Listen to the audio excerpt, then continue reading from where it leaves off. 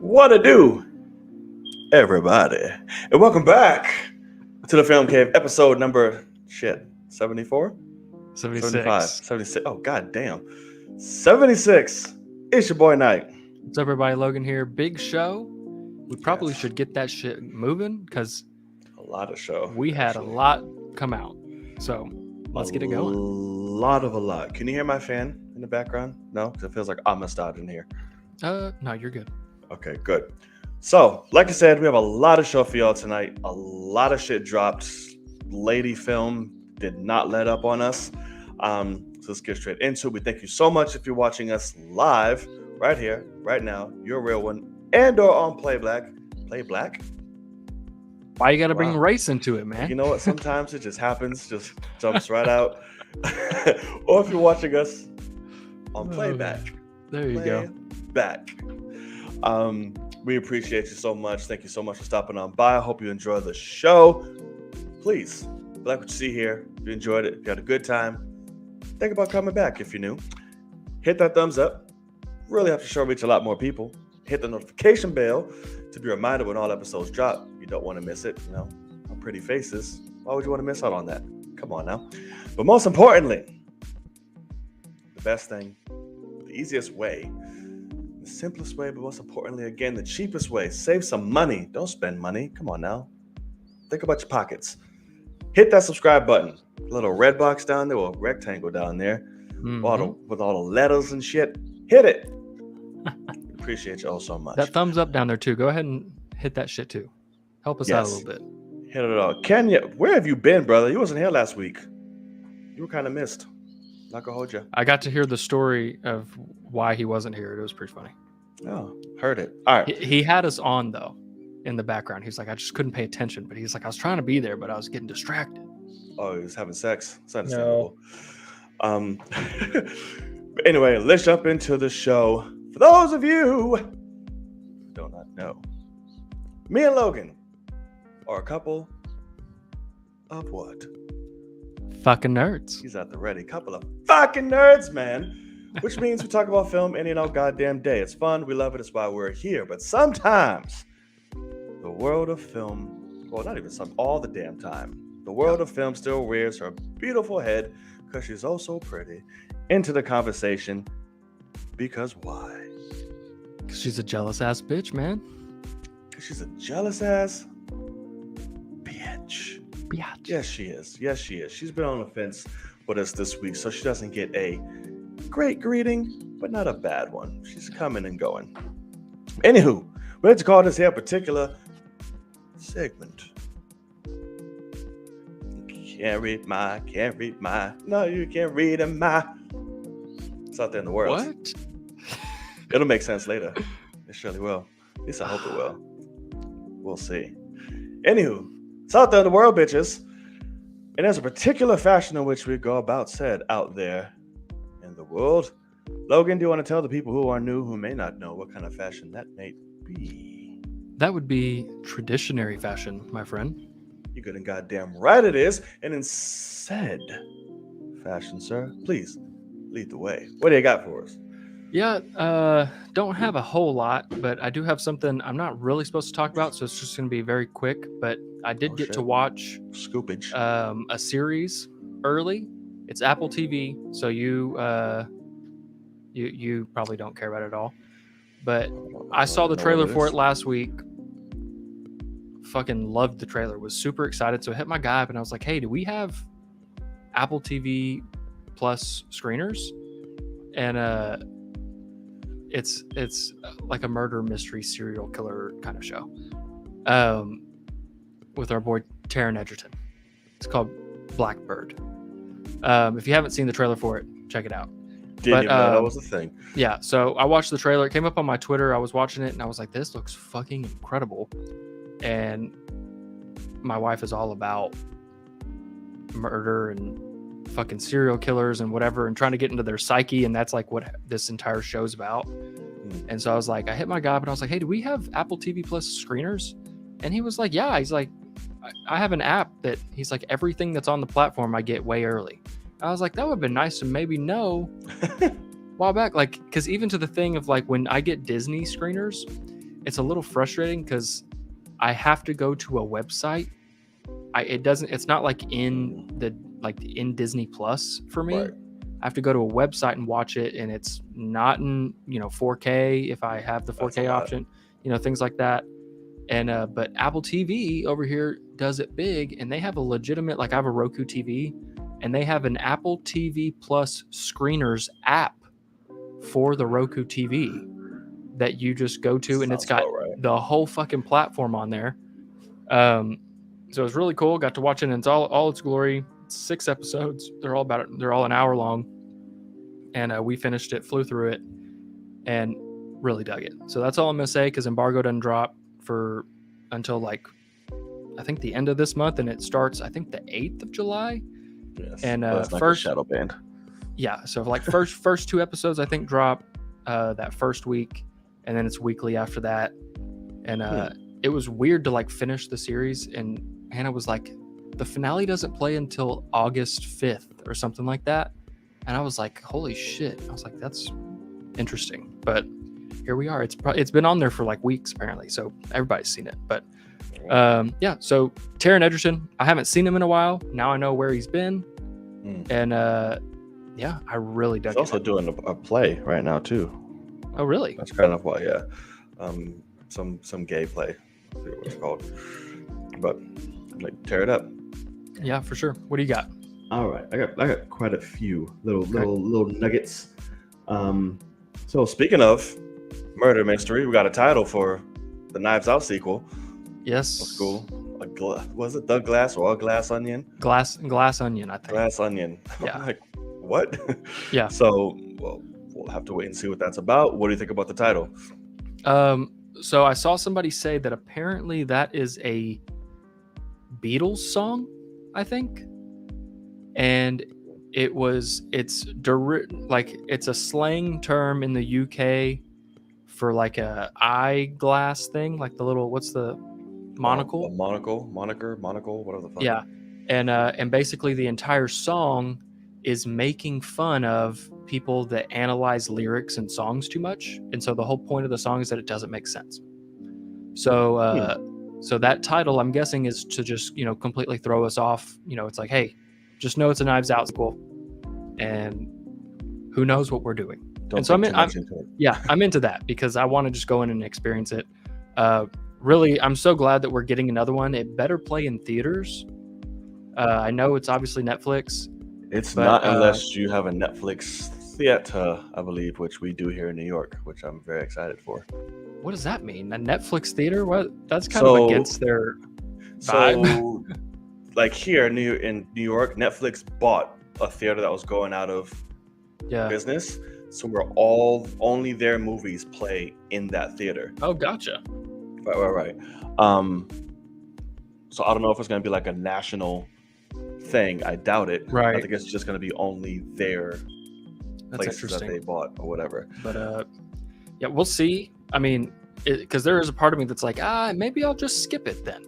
If they don't want to put a massively theatrical movie out in theaters, I might just say fuck them and let them waste, $100 million to pay 2 people. But yeah, I love the first one. I know so many people that like still have not watched the first one, and I try to sell them on it, and they're like, "Oh, well, I already looked up the ending." And I'm like, "Well, then fuck you." I'm like, "What do you mean?" I was like, why would you do that? Yeah, and so that's a hit to the throat immediately. I don't like that. Yeah, so super frustrating. But I love the first one. Rian Johnson obviously is a master, and I think that movie is just such a beautiful spin on murder mysteries, where it basically gives you the truth right up front, or so you think the truth is, and you're just along for the ride, and it's just fucking awesome. Like, I love it so much. I want to say I saw that 2 or 3 times in the theater as well, so loved it so much, and I'm excited. We'll see what happens. I saw it a lot. All right, what do you got? Yeah, other thing I've got that was pretty funny was over the weekend I had our boy Kenya in the chat come over, and oh, nice. I had completely forgot about, like, this was like over a year ago, I think, but there was a Dragon Ball Z game that came out called Dragon Ball Z Kakarot, Which one? and it basically just goes through the entire, show in its canon, and you just play through the whole thing. And I loved it. I mean, I finished the whole thing. I loved it because I grew up on that show. Is that a newer one or no? I mean, yeah, it came out in the last year and a half, something like that. Oh shit. But it's kind of funny because it's also just similar to all the other games, where all the other games you just play through the canon as well. Dude, to me, Budokai is still the best one. I mean, don't even get. I was talking to him about that because Budokai and then Tenkaichi and Tenkaichi 2. Love Budokai, bro. I was all over those when I was a kid, and so basically he came over on Saturday, and we just had a full Dragon Ball Z day of just playing through the DLCs, and because he's a encyclopedia of Dragon Ball. And so it was pretty fun. We hung out because I had forgot that there were DLCs that came out, and I had never, they're canon, but they're sequels. They're from Dragon Ball Super. And then the other one is the Trunks, future Trunks, but what happened in his universe to where whenever he came back in time and all that. And so that had never been in that game is the first time that story's been told. Yeah. And it's legitimately canon, which is kind of cool. Haven't finished that one yet, but it's actually really dope. Yeah, I mean, I'm loving it so much. It's really cool, and it's also hilarious. The first DLC is becoming God, Super Saiyan God or something, and I leveled up 200 levels because that's what that DLC is made for, is to level you up to fight a god.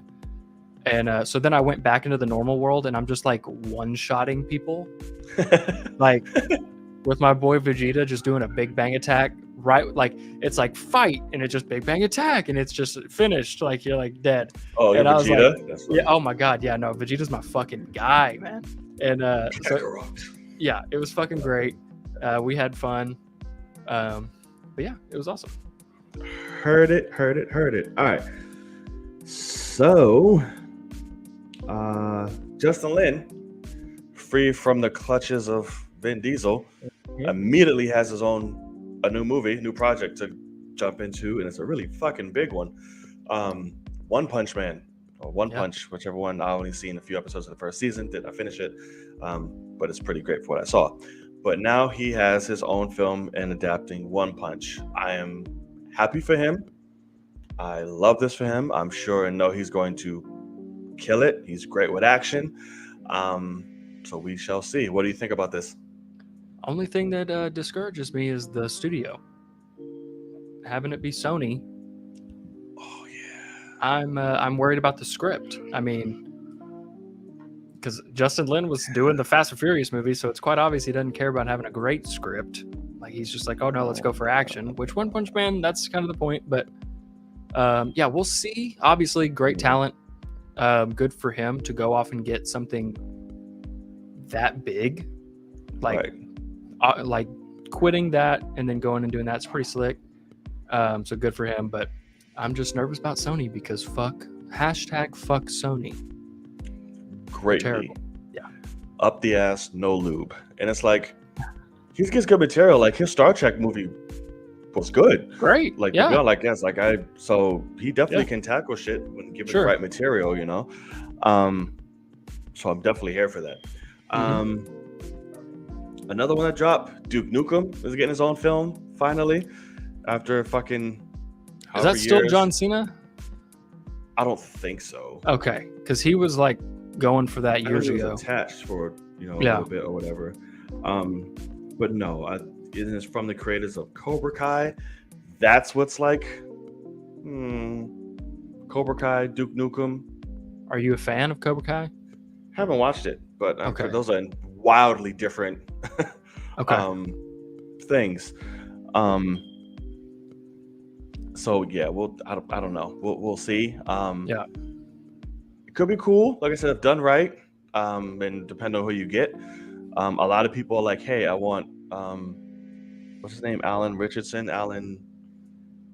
some shit. The dude who plays Reacher now on Amazon. He was in Titans. Oh, sure. Yeah. And all that shit. He's in Fast 10 now.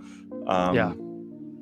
Which I wouldn't be mad at if they got him. How are you feeling about it? I mean, he legit looks like that guy.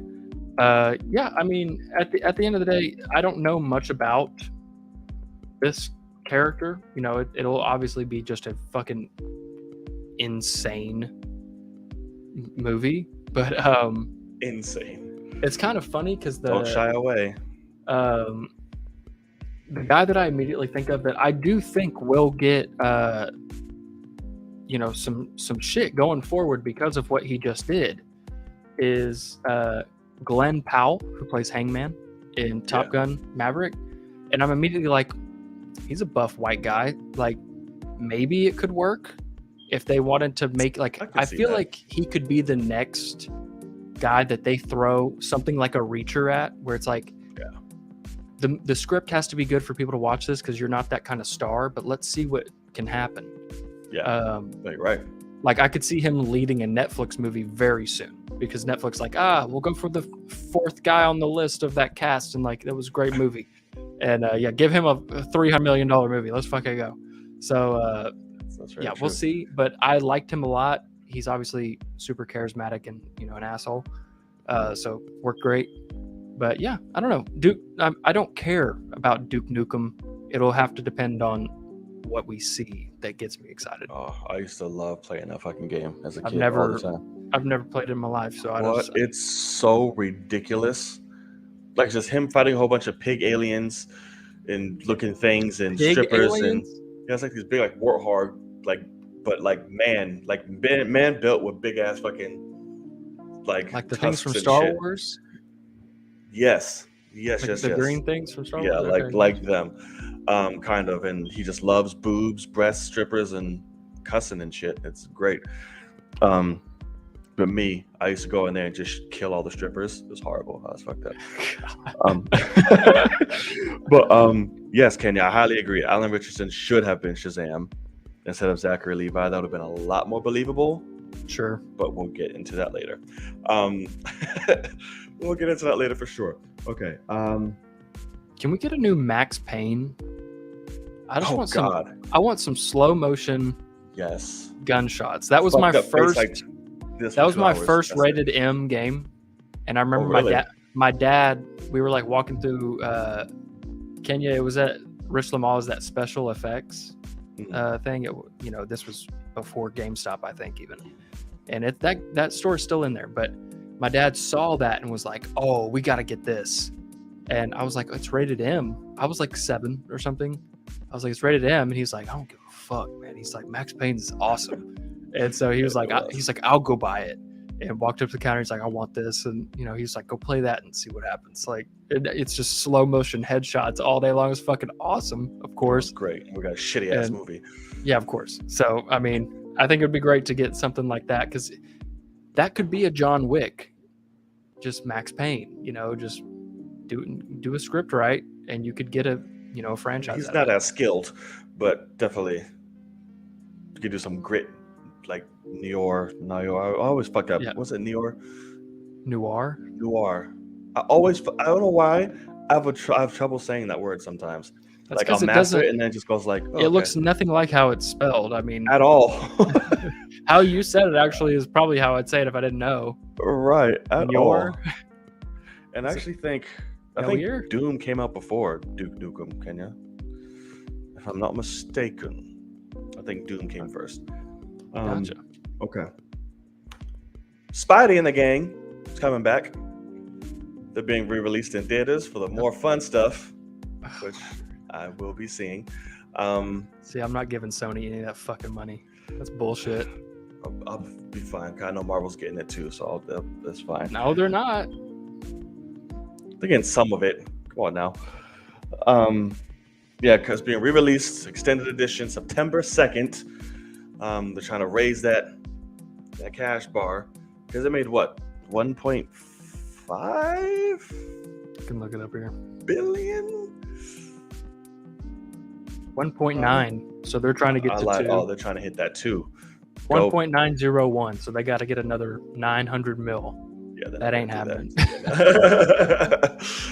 Not at all. But at least you'll move the needle up a little bit. It's fine. You're in top 10 all the time, so be happy. Yeah. So you're not seeing this, I take it, obviously. No, because what pisses me off is we got all the hype from the Blu-ray release of like deleted scenes. You're gonna see some deleted scenes with Matt Murdock, things like that. You're gonna get the courtroom scene that was leaked forever ago. Like, hey, there's a courtroom scene and that's Matt Murdock and blah blah blah. It wasn't in the movie, and so we're like, oh shit, we'll see on the Blu-ray. The Blu-ray has like 2 deleted scenes, and none of them have anything to do with any of that. Like, they hid them all. And will they even be a part of this? I have no idea. But I hope so. But this better not be a situation like the Endgame re-release where they just put that fucking CG previs out. What was it? It was a CG Hulk, and then it was a trailer for something too, wasn't it? I just remember the CG Hulk. I thought it was a trailer for something too at the end. And not even that, it was not a part of the movie. Like, it was at the end. Like, it was actually an after credit scene to the movie. Like, they didn't even redo the file that these theaters had to play. They just attached something to the end of it and said, hey, just click play on that after the movie ends. Like, it's such bullshit, but it was. I mean, I hope they do. I don't know. It's just these days fucking DVD extras are just fucking horrible, man. Oh, it was a Stanley thing? Okay, maybe that makes sense. Oh, okay, yeah. I don't remember. I know it was something else. I know it was more than just the Hulk thing.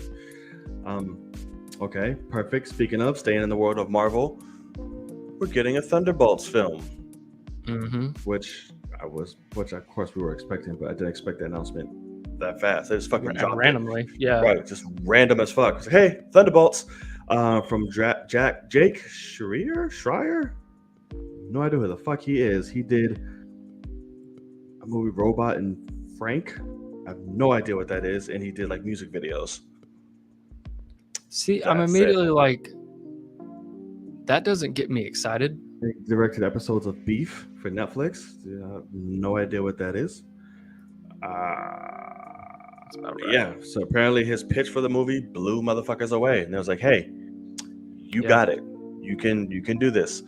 I'm not counting him out. It's just like, I have no idea. Your resume is not like, oh yay, excitement.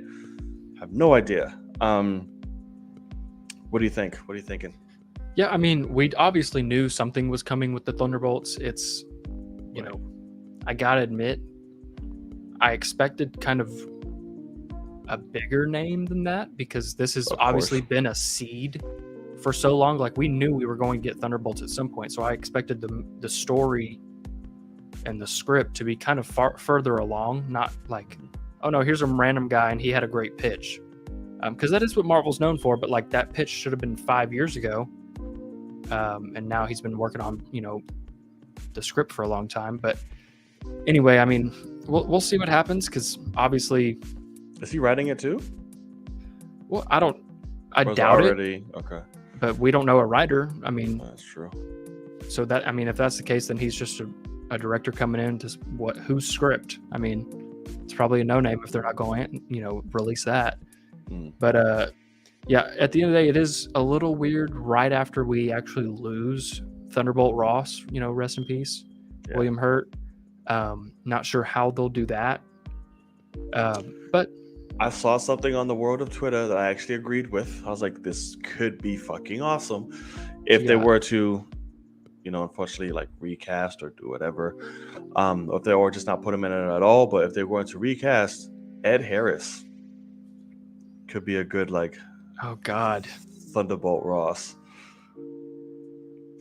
See, yeah, obviously. I mean, but like, would they do it? That. I don't know, man. That'd be, if they plan on keeping Thunderbolt in. If they wanted to, he'd be fucking ruthless, man. Oh yeah, Ed Harris as Thunderbolt. Oh my god, that'd be fucking awesome. Yeah, that'd be great. Because he just needs to be the character from Top Gun Maverick. He'd just be fucking fantastic. He does. Just give him a little mustache and like a fucking doop, or a little slick back, whatever the fuck you want to do. Yeah, give us some. Keep that slick back. He's good. Absolutely. Because who we got? We're gonna get Thunderbolt. We're gonna get U.S. Agent. We're gonna get Abomination, maybe. Yep. You think Yelena would be in there? Yeah. Definitely. Okay. And who else? That's Zemo. If he gets out of fucking Wakanda or whatever, I don't know how that's gonna work. Oh, he's at the raft. He's not in Wakanda. Sorry, he's in the raft. I've seen people say Bucky. I don't know if I need Bucky in there. That would fucking go against because here's the thing: they're both supposed to be like bad guys coming together and shit, or like tread that line. I've seen people say Deadpool, and even that, I'm like, I'm good. No, that's why I'm like hesitant on Yelena. I'm just like, did we qualify her as that? So I'm like, I don't see why she would be. The only reason is because of the after credit scene of Black Widow and Hawkeye, right? Just because she's in it with Val. So I'm just like, but she's not really a villain, so right? But she's hired by them to be an assassin against good guys. True. So I don't know. Yeah, I guess that's true. But definitely Bucky not. Like, no. That just erases every fucking no. Yeah. So yeah. No, they're not as important. But yeah, when it comes to that director, only thing I have to say, and I know you feel a little bit different than this, but like the thing about like, oh, they had a great pitch and like that worked in the beginning. Like, but also it was most of the time it was directors that like had done other things and then they came in and were excited about going with Marvel. And now Marvel's going for who's cheapest, or, high up people don't want to do Marvel stuff anymore because there's so much shit. They don't want to waste all their time on that to just get, be the third release of 4 in a year. Like they don't I see them run away from that. And it's a little off-putting whenever, me and a lot of other people had Chloe Zhao come in, had a great pitch for Eternals. Movie for me wasn't very good. And she is a best, director winner. And so like then you get a music video guy and it's like, okay, let's see what you got here. Hopefully it's better. Yeah, like I said, I get it. Like I said, this stage in Marvel, heavy hitters are like, listen, we're here now. We're established heavy hitters. Yeah. But which I think is still good why they're doing the no names, because we're missing out on a lot of talent and a lot of potential because we keep going for the big wigs. Sure. So I'm here for it. More newcomers. Yeah. But of course, with that always just comes a risk. Because who's the last like unknown that they got? Well, I mean, all the Disney Plus, directors. That's very true. Yeah, but I meant movie wise. I don't know. I mean, who directed Black Widow? Oh yeah. Good call. I mean, and that movie's shit.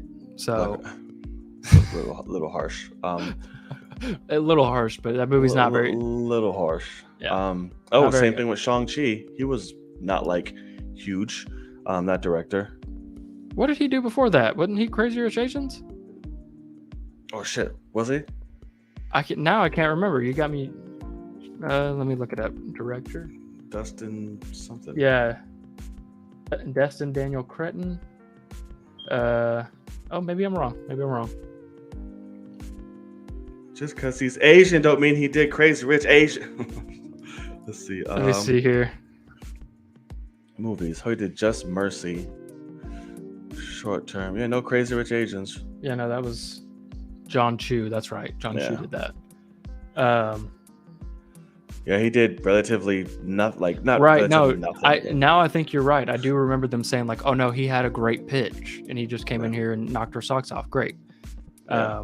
The movie is pretty good.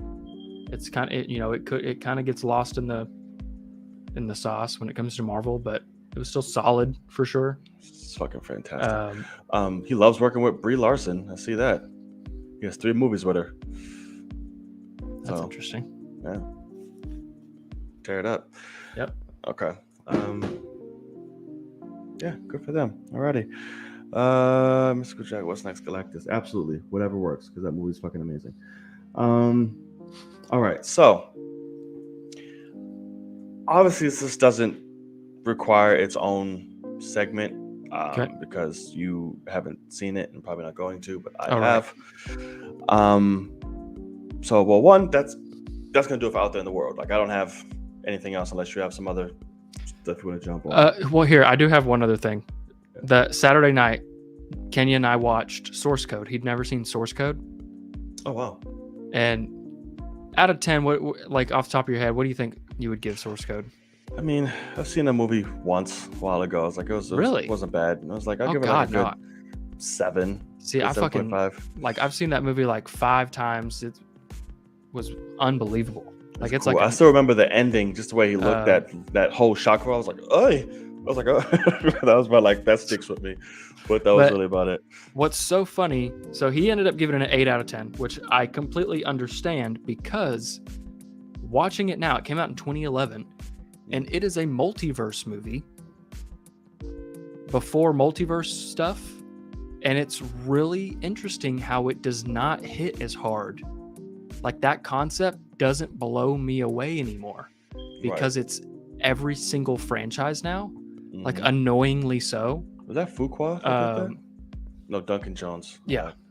But yeah, I wanted to kind of talk about that because it was a very weird feeling to like, I'm waiting for that twist at the end of the email to the other version of the lady from, Conjuring. Yeah. Oh, Vera Farmiga. Gotcha. Yeah. This guy emails her and says, "Hey, if you're getting this email, then you have me in your office and you haven't used me yet because I just stopped this train, and you created, a new universe basically." And he's like, "I'm going to continue living on as this guy," and it was just super like that blew me the fuck away for years, and now it just doesn't hit as hard, and it's kind of sad because it's still incredible, but yeah, it was just funny. So wanted to kind of talk about that because I love that movie to death. It's so good. Yeah, it's a good one. And I have watched Black Mirror. It's not new. No, he wants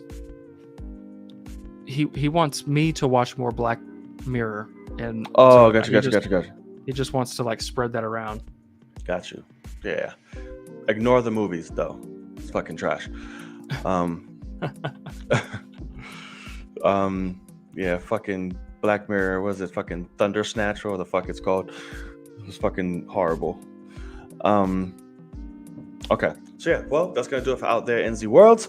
If you felt like there's anything that we've missed, please let it be known in the comment section below and or in the live chat. We will dedicate the last few minutes of the show specifically for you.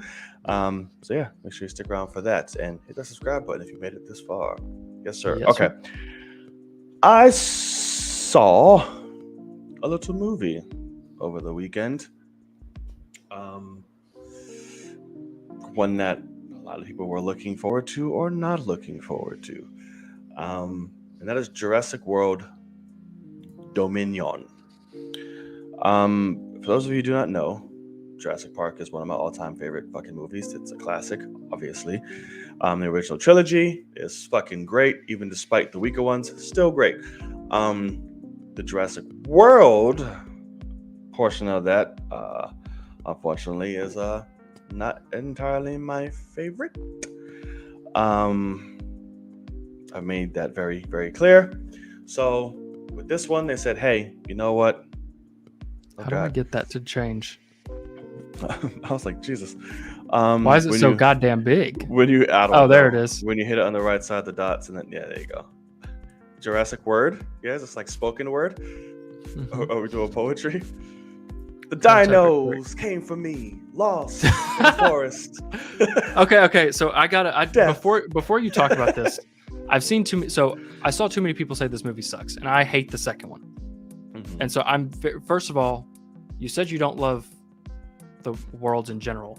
Did you hate the second one, or have you hated the first two completely? First one was fine. It's watchable. Like, okay, you can enjoy it. Yeah, okay. I'm like, fine, all right.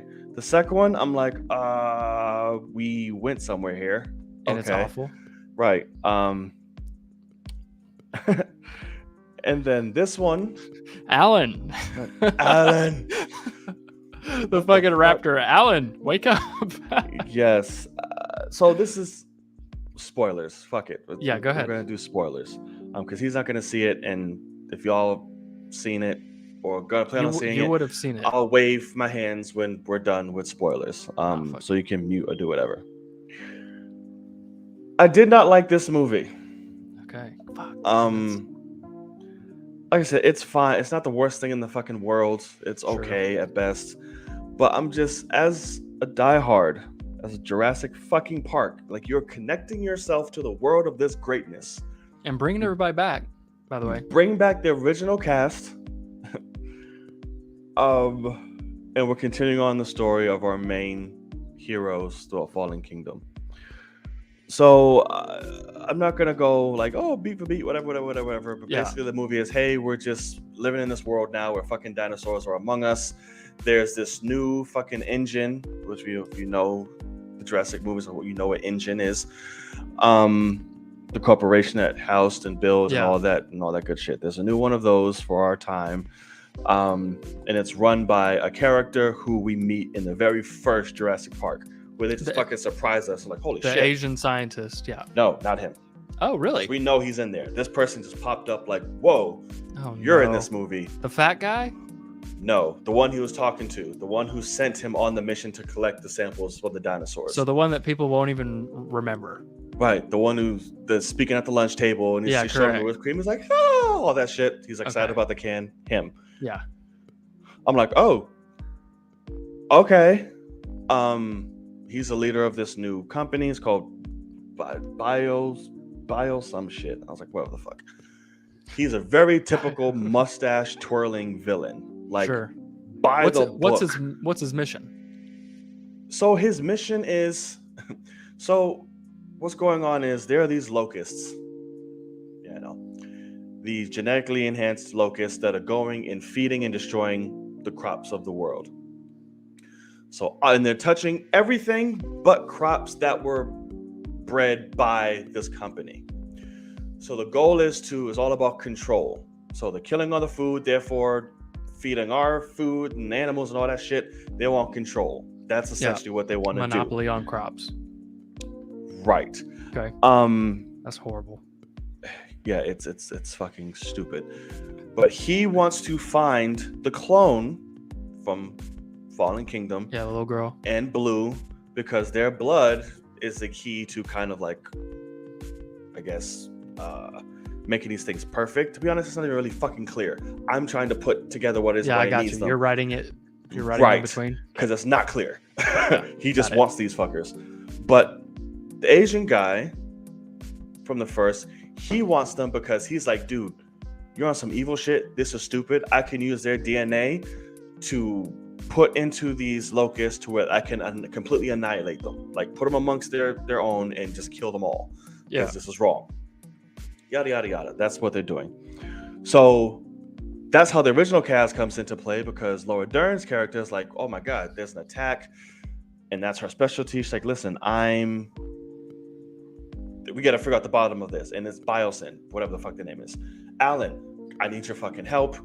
Do you know what this locust thing is? He breaks it down. Come fight it for me. I have a way in. It's Ian Malcolm. He's working for them secretly. So I'm like, okay, that's how they do it. How the characters meet is because dinosaurs are running the world. So like we have poachers, they sell shit on black markets and yada, yada, yada. Yeah. They capture Blue and they're sent by the fucking mastermind from the for the blood. Right. And then obviously they take him back to Boston, so that's how they all come together. Wait, did they capture Blue or the Blue's baby? The baby. Okay. Blue's baby. And from there it feels like they're trying to do some Mission Impossible shit with dinosaurs. The dinosaurs are like a whole afterthought. For like the first half of the movie, it becomes like a world traveling action because they kidnapped the girl too. So like we need to go find my daughter, yada yada yada. They immediately retcon the clone thing. She's not a clone. What? She is literally the same woman who they say she's cloned after, but birthed through the woman they thought she was cloned after. So the woman is a genius who was playing with DNA and trying to solve, we're trying to solve cancers and this and that. So she used her DNA to experiment to literally produce her inside of her. So she's not a clone. She's literally birthed herself. and that's why she looks exactly like. But she's still a the clone woman. of the woman. You know. I mean, from that of the fact of not like produced in a lab clone, it's like, no, I just put my DNA in some shit and put it in me, and I gave birth to Right. this woman. She surrogate delivered herself. Right. What the fuck? So I'm like, okay. Like, okay. You've already talked about 2 storylines that have nothing to do with goddamn dinosaurs, and it just pisses me off. Dinosaurs are just there. Barely. We get to the end, then it becomes dinosaur. I'm like, oh, sure. They completely, Colin Trevorrow, what the fuck his name is, completely annihilated the legacy characters. Outside of Ian Malcolm, Jeff Goldblum, amazing. Still is a fucking show. He's great. He is. Alan Grant is a dumbass. Have no idea what happened from the first one till now. Like, he's the bubbling, I don't know, like all time. Like, what is happening? This is not Alan Grant at all. Laura Dern, she's cool, does her thing. Yeah, she's so lovable. It's probably hard to not like her, but exactly. Chris Pratt, I can care less. I'm to the point where I just do not care about Chris Pratt. Like, as a leading man, I don't feel anything. I don't care. Right. Like, he's just Chris Pratt. He's just Chris Pratt. The clone girl, annoying. They played a storyline of, I want to be out. You lock me in. You're not my mom type thing. I'm like, okay, fine. Bryce Dallas, sure, it's fine.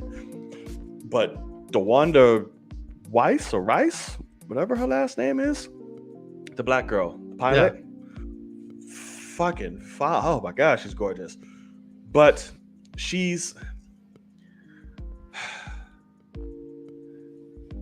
there are some times where she borders the line of stereotype, like typical black woman. Yeah. And that gets a little frustrating. Like, she'll be strong and independent, but at the same time, she'll be chewing gum my heart. Like, yeah, no, that don't work. I'm like, okay. I'm like, all right, fine.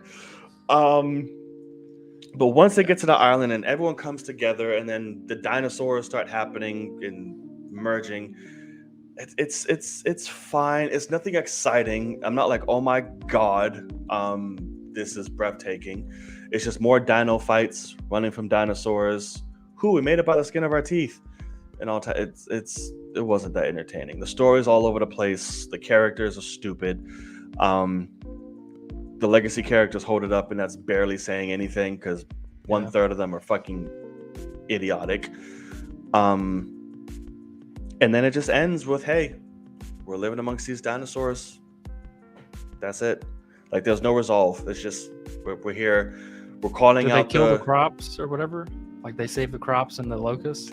They killed all the locusts. So they killed them. They went in there and they set them afire because literally one of the interns there, who was partners with the right-hand man, looks up to Ian Malcolm, and that's how Jeff Goldblum got the tip about the locust, because of him. He was like, shit, he's going crazy. Yeah, I need to tell it to somebody, and that's how he knew to bring them in and do some inside mission shit. So of course that gets out to the public, yada yada yada. Oh my god! So at the end, there's court hearings to bring the rest of them down, and now we just have to live amongst dinosaurs. So that's about it. Every dinosaur is mesmerized by this now. Every fucking dinosaur. I'm like, okay, got it. Like, he's sitting here with like 2 big ass, almost T-Rex level fucking things. He's like, oh, hey. I'm like, you're supposed to be dead. What? Yeah.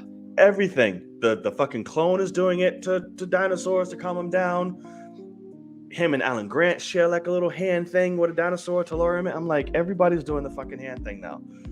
Okay, fine. The whole point is these are like untamed, like, besides Blue. Right. That was fine for Blue and the Raptors. That was your thing. Because like this, the whole fucking storyline of like through line of this trilogy is Owen and Blue. Like, that's the connection through like all of it since day one. The heart of the movies, I guess you will. So the whole reason why he's doing this is to save her baby. And at the end, it's like, cool dog, thanks. Head nod. gone. I'm like, all right, cool. So it's just Christ. the movie's not good, and I'm very disappointed. I hope I'll be perfectly fine if it stops right here. Yeah. Just stop it. No more. It just, yeah, I was let down, disappointed for sure. So by all means, y'all watching, if y'all want to watch it, tear it up. It was Have literally, fun. it was one of those things where that last week hit, and I just kind of looked. I was like, I'll be honest, I'm just not excited for this movie. Like, I don't even know if I want to see it. And so, and I'm, Yeah. I pre-ordered, I bought 6 seats forever ago. When they first came out, I bought the row of 6 that I always do, and then I went around and I asked everyone that normally goes. I was like, "Do you want to see it?" And every single person was like, "I'm good." And like even my cousin was like, "Me and my friends are gonna go see Top Gun." I was like on the Thursday night that it came out, I was like, That's smart. as you should, should. It just didn't feel like it belonged in the Jurassic world. Like, it just, no pun intended, Well, but it just didn't feel like it. The second one as well. Like, at least Jurassic World, it's kind of funny because Mm. Trevorrow did somewhat similar to what Abrams did with The Force Awakens, where it's like, Yeah, just nostalgia fest. Yeah. just trying kind of a rehash, but like, hey, it was enjoyable. Theme park. What if the theme park actually opened? Cool. It was fine. But then the other two, it's like, what the fuck are they thinking? So yeah, frustrating to say the least. The CGI wasn't bad. It wasn't bad. I'll say it. And there was some practical dinosaurs as well. CGI is not bad at all. It just felt out of place. That was all. Okay. Like this, like we just need it. Money grab, close it out. Yeah. That's it. So yeah, so very unfortunate. But also, one thing I want to say before I do this, I am sick and tired because this is what gave me. This is my love and affection for the T-Rex, like since Jurassic Park, all that, like Sure. King of Dinosaur, all that good shit. I am tired of them bitching this man in these movies now. It has become like every time he goes up against another dinosaur, he's getting his fucking ass whooped, and he needs another dinosaur to come help. They did the same exact thing they did in Jurassic World at the end of this and shit like that. So I'm just like, why? Because there's this big ass dinosaur, the Gigantosaurus, what the fuck it's called, that wasn't even set up as a bad guy. He just comes every once in a while, like, hey, I'm here. Okay, cool. And back, y'all. Like, it wasn't even like set up like this is your big dinosaur. Yeah. And at the end, he comes face to face with the T-Rex again, fucking get his ass whooped, and then some little fucking dinosaur with like long ass talons came out of nowhere. It's like, hey, what y'all doing? The big dinosaur was like, fuck you, get out of here. Then they start fighting, and then the T-Rex just wakes up out of nowhere. It's like, hey, let's do this. I'm ready. I'm like, stop fucking up the T-Rex, man. Why is the T-Rex got to be the Rocky Balboa? He's being bitched. You get your ass beat until you're like, you know what? No, I'm not gonna give up. It's like, okay. Facts. The same thing. Jurassic World got his ass whooped by I forgot what the shit was called. Whatever the fuck. And him and Blue just tag teamed. Then the fucking water monster. So it just pissed me off. I'm like, y'all did this shit again. I'm done. Because what's your thoughts on Jurassic World or Jurassic Park 3? I'm not gonna hold you. It's not that goddamn bad. It's not bad. It's from my childhood, man. It's not that bad. Outside of the Allen shit, it's not that bad, man. But even that, it's trippy as fuck when that Allen thing, and then it's real quick, it's just stupid. Right. It's just but boom. It's not that bad. But the Spinosaurus was a damn good villain. Like, yeah. Another thing where they bitched the T-Rex. I was like, fuck y'all. Right, but at least in that one, like, they have a giant new dinosaur that is coming after them the entire time. And it was fucking great. Because I still remember that shot where they're at the big fence. Yeah. And they just turn, and that thing's just sitting there just goosh. And it's just already standing there, somehow quietly got there, and you're just like, oh, He's like, I'm just waiting for them to turn around. Like, yeah. It's like, I wonder if they're going to see me. I'm like, hey y'all. But no, that movie is just nothing but, and then having it's fun, man. And all the shit for the phone and all that. I mean, oh yeah, it's fun. Tia Leone is annoying as fuck. Oh my god, movie. They're screaming with her rasp. Oh my god.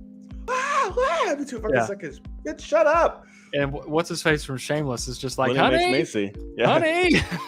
Stop yelling.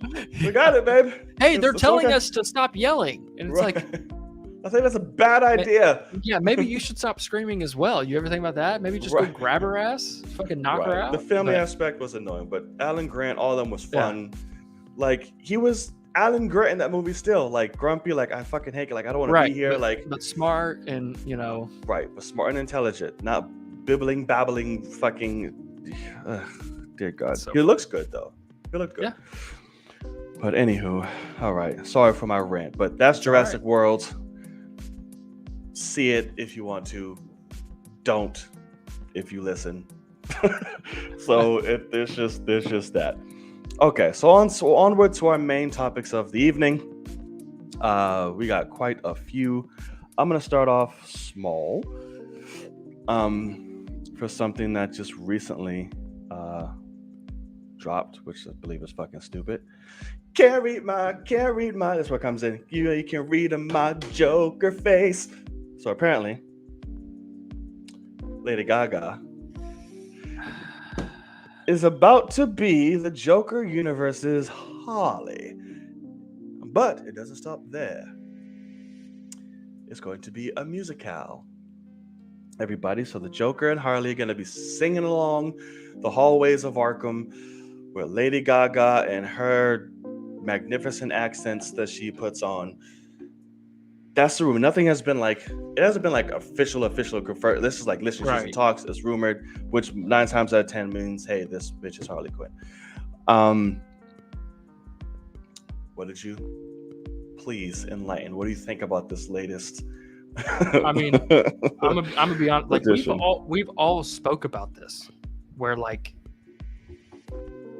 Harley Quinn does not make any sense in that world.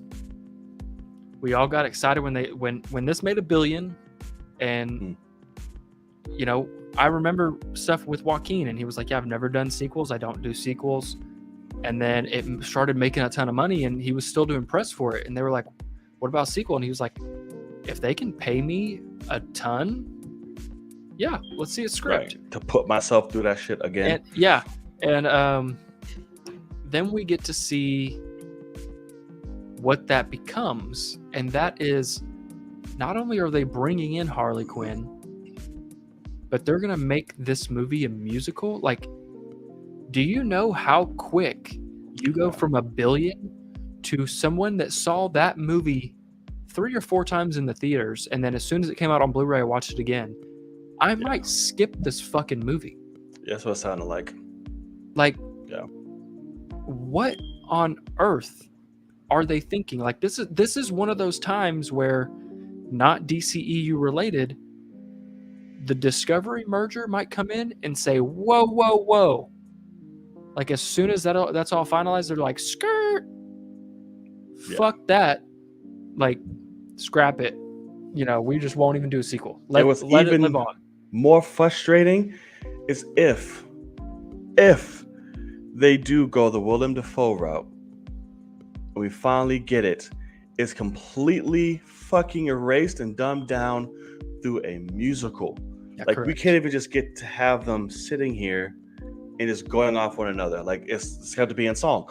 Like, why?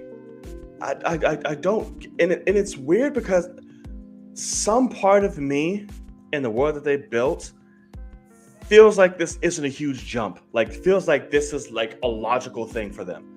And I hate that I feel that, but at the same time, just like, it's stupid. Like, I don't want to see it. And you just fucked with your money.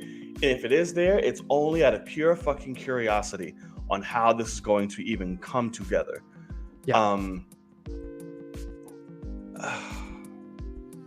you have Lady Gaga, who's already just not, she's not the best fucking actress. Like, I'm sorry, she's fucking not. No. Sing your ass off, sure. That's why you got her, because she has fast fucking blonde hair and she can sing. Sure. I tell you what, that Margot Robbie stock is about to fucking about to blow the fuck up once she drops her Harley Quinn, because it's going to be nowhere near it. And that's the thing too, is like, why the fuck? Why are you trying to make this incredible, beautifully original Joker, that we got with that movie? Let it continue to be that. Don't go say, well, Harley Quinn's killing it over here. We've invested a ton of money in her. Let's make another one. It's like, no, you now are hurting both stock. Yeah. Because, I mean, if Lady Gaga is bad, people will say, I'm done with that character.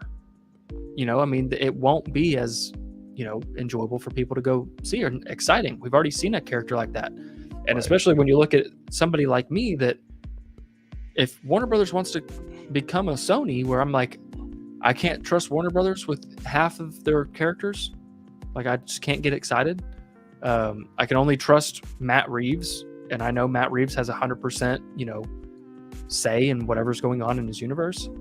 But yeah, I think this is a horrible decision. I mean, the whole thing, everybody got so excited about the idea that, yeah, bring Joaquin back and Willem Dafoe be a second Joker and have the most haunting, creepy, and weird movie ever. And I'll raise that because at this point, I'm not even sure it's about two fucking Jokers. I think the other Joker is him and Harley. I think like, no, that's hey, correct. This is their two. Yeah, no, right. You were the first person I've heard say, oh, Willem Dafoe might still be in this. I didn't even think of that because that's not what that title is saying at all. Right. That's because I just thought, like, put that together. Like, there might not even be a fucking thing. Yeah, like, it's just him and Harley. I think it's a him and Harley movie. And whatever's going on, I mean, what are they about to? They're about to cast another Batman. I mean, it's fucking just destroyed even more. Because all it takes is one Batman to come in and throat chop Joaquin, and he's fucking dead, man. He's old, decrepit. He's got a fucked up esophagus. Like, that's very true. But Bruce would be a teenager at this point, probably, depending how far they go. Well, it's already such an original, thing. I mean, right. And she's not going to be typical Harley because Joker wasn't typical Joker. She's going to look different. She's got. We'll see. I'm really frustrated with the idea. It's so funny because director's name of Joker, Todd Phillips. That movie came out and everybody was like, fucking give Todd Phillips a villain movie for all of Batman's Rogues Gallery. Let him do solo hard R stuff. Right. And didn't he just get like permission to like ambassador type shit for like DC now? And this is what he's come up. I'm done. I'm already out. That's what you've been working on for a couple years? This was his first line, his first duty out the gate as one of the ambassadors like that. It's like, hey, let's do a fucking musical. That's what they'd want. Let's market to everyone but our fans. It's like, what are you doing? Hey, everybody who's interested in the first one, who made the first one successful, fuck them. Let's go a completely different right. Well, let's make $1 billion from another thing, and then we'll merge them in the third. Right. It's like, and we'll make $2 billion. It's like, no, that's not how it fucking works, man. Like, absolutely insane. I have no idea what they're thinking. Me neither, man. And listen, this could come out and it could be the greatest thing ever. And all I can say to that is I don't give a fuck. Like, you better sell hard. Right. That trailer better do wonders. Yeah. Because I already... Wonders. I mean, it just doesn't fit, man. It doesn't. Like, he's like, hey, you love that stair scene? What if that was a full movie of him just dancing and that's doing the whole fucking thing is, jig and everything? I was just about to say that is the beautiful, creepy awkwardness of the first one was that Joker was the only person in the whole fucking movie that had a smile and was dancing and whatever, and he was doing it all for the worst reasons possible with mental illness in his head. Now let's just do the whole world that way. Yeah, fucking terrifying. That score is just haunting. It's so good. Yeah, it is. But and she's not back for it. I'm upset. She probably was like, "Y'all doing what?" Yeah, she's like, "I ain't scoring that shit." She's like, "No," because she was like foreign and like known for like creepy shit or something, and so she was like, "Oh yeah, I can make some haunting shit for Joker," and then now she's like, "I'm out." Like, not a chance. That's all. Get fucking, I don't know. Yeah. It's so horrible. I'll leave it to the trailer. I'm just curious. Like I said, I don't give a fuck now, but I'm just curious to see. Yep. That trailer needs to like either make me just die of fucking laughter, Sure. or change my somehow. I mean, I don't know. Even then, it's for me. It's that thing of Jurassic World did pretty good this weekend, correct? Of course, it naturally would. Yeah.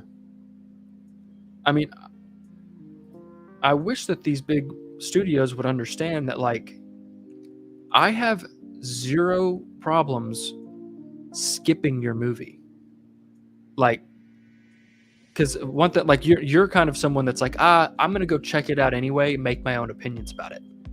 And great, but I'm the opposite, where it's like, no, if I think that there's any chance that I'm gonna waste my time, fuck the studio for doing something that they can't make a trailer that sells me on it, then I'm out.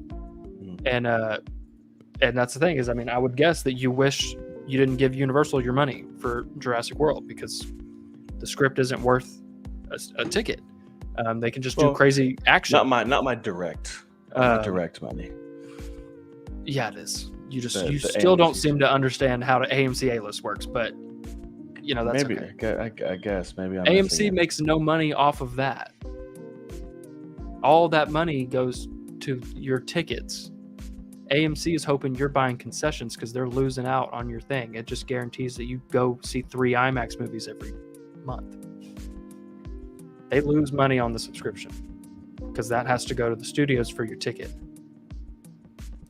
Isn't that just what they get? The monthly thing goes to them, right? To do that. Yeah. So that's what I'm saying. So what does the studio get if I'm not paying for the ticket then and there, but I'm doing the monthly thing? So that monthly charge goes to. You're giving your money to AMC, and they're immediately taking that and giving it to the studio. Oh, that monthly rate because I'm not paying for the ticket, right? Yeah. Okay. And then they're hoping that you're buying popcorn for $37. Gotcha. And I doubt you are, because it's expensive. But Yeah, well, I guess. But yeah, I wish that these studios would realize, like, we want a sequel to Joker. I mean, that's the basic mindset is we don't need something crazy. Like, we don't need to change genres, flip it on its head. You already flipped it on its head. You made $1 billion off of a villain movie that was super creepy and had no action in it. Like, that should have blown them away. That shit fucking right. $1 billion. That's crazy. Unbelievable. Yeah. And instead they're like, yeah, let's just make it to where none of the old fat guys that were like going to see it because that was their people and like, yeah, I fucking love Joker because I resonate with him and it was fucking weird. Now they're like, fuck that. There's a girl in it. Like, she's like, singing. Poker faces in there. Fuck that. Right. Like, no. Like, I don't know, man. It's a very interesting paparazzi. choice. Yeah. It's I don't know. It's just really dumb. We'll see. She'll try and star as Born this shit and try to put on her acting chops and accents and all type of shit. It's just dumb. We'll see. I'm not looking forward to it, but I'm sure many are. Listen, plus side, it'll get the gays into comic book movies. That's it. I mean, for one, and then they'll come back for the next one and be so disappointed and be right out again. They're like, ooh, Gaga, come on. Like, what's the movie? I don't know. Like, all right, fine. Birds of Prey didn't really work. Oh no, that's hardly. I'm talking about Gaga-ish.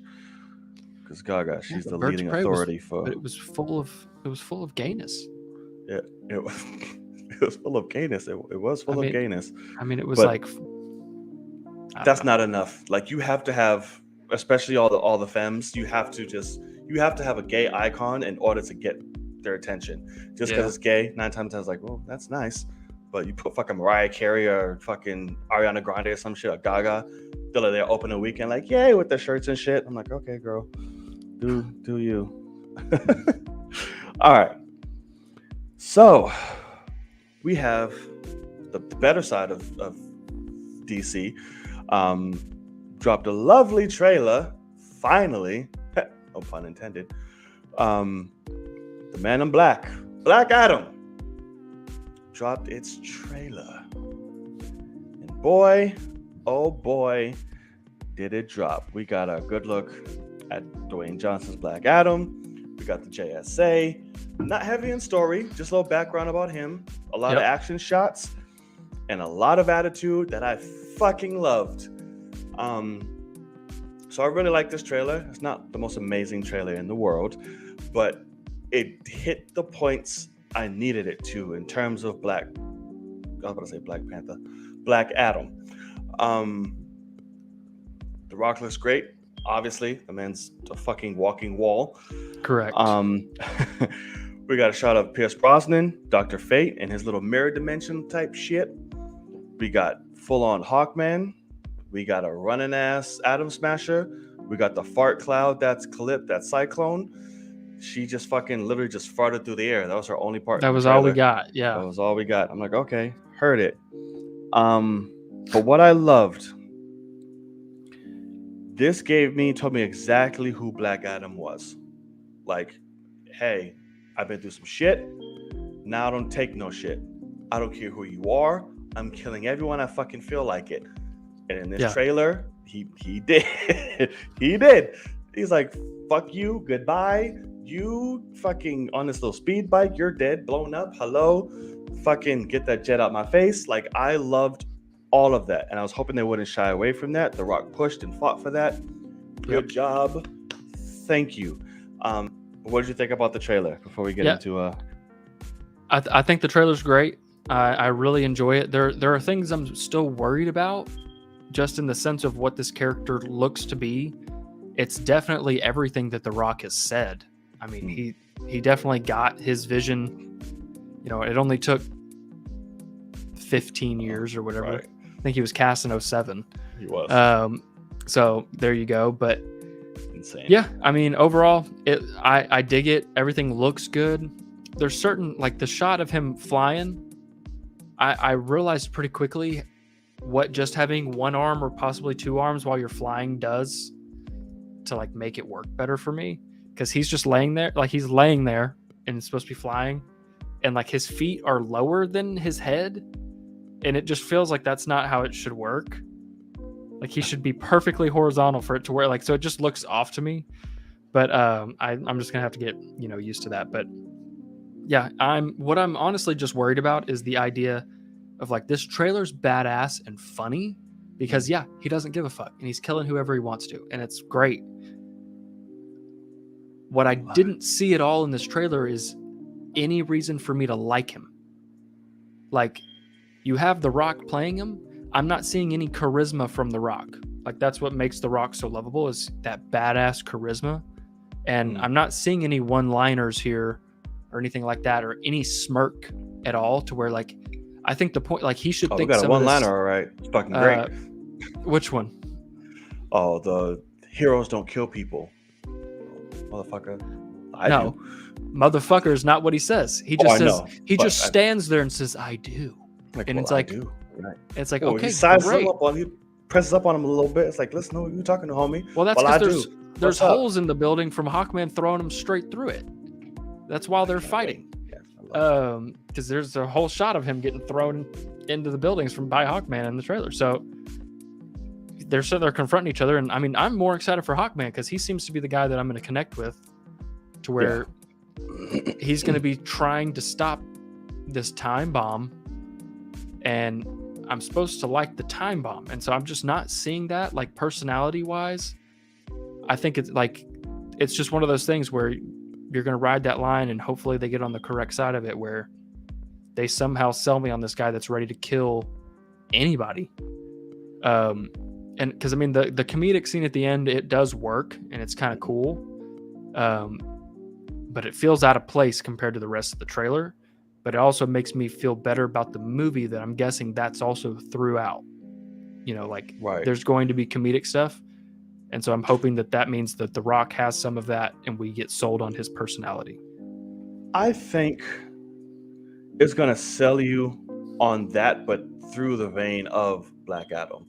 Because that's not a character that's quippy, cracking jokes and stuff like Well, that. no, Like, for he's sure. very- That's so my I think point. it'll come with that dry, like, humor, but like, oh, that's good. I get that. 'Cause that's not the point of the cat. Like, I think we'll like him for who just the savage he is, and we'll get bonding through what he's been through, and have those comedic moments through just because you are this serious, like, Well, dude, fuck, and it'll come from around him, and he'll play off that, which I think will be great.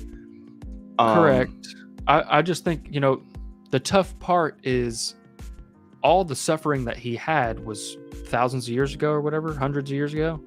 And so it's like you show back up all pissed off. We've done nothing to you.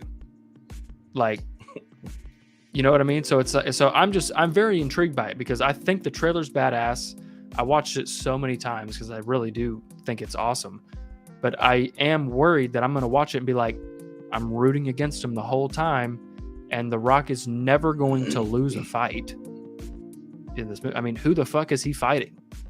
The I mean, JSA. and so that's what I mean. Is like Wow. all this trouble that he had was in the past. So it's like, who's the antagonist of the movie? The good guys? Because I don't see that working very well for people liking The Rock. But I like that though. Like, he doesn't have to be like the protagonist does have to be likable. Oh, I mean, he's treading that line. That's the it's thing. just The Rock's face. I mean, He's treading the line. They're gonna make it work. Like, you don't have to be the Boy Scout. Like, you're gonna tread the line. Like, and if your tread the line is like fucking savage, and I still like you, I think that's a challenge, and I think they'll pull that off. Like, if you're that savage asshole, because we love some assholes. Sure. So it's like, I think they'll find that balance. I hope. Because like I said, it's been fucking millennia. They've been working on this shit. So I think they thought about that, and I think that'll come through interactions with everyone else.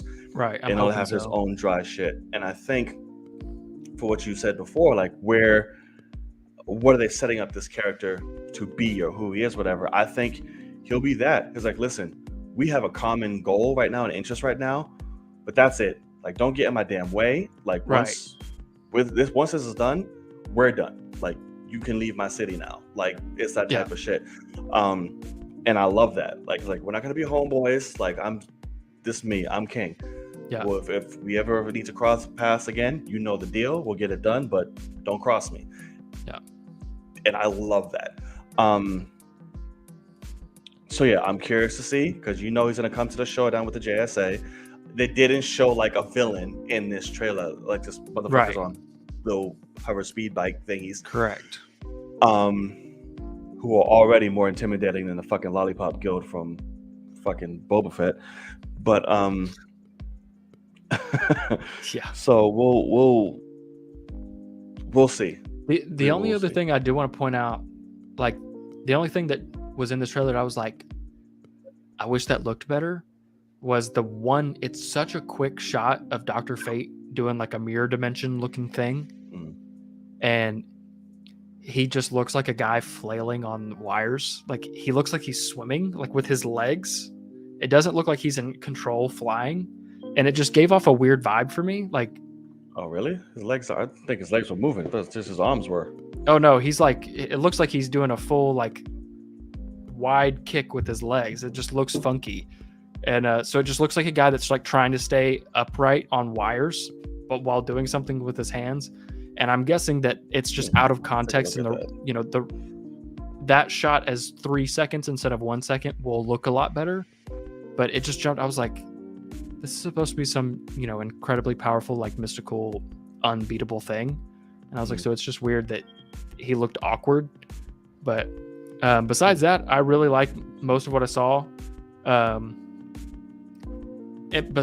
the other thing is, like, originally when we saw the first footage and shots from this movie, this super yellow city, we were like, oh, that's the past, like, that's from a while back. It's like, oh no, like, our boy Hawkman is in like a nice jacket and some jeans, jumping out of a plane to turn into Hawkman down there and like fight in the city.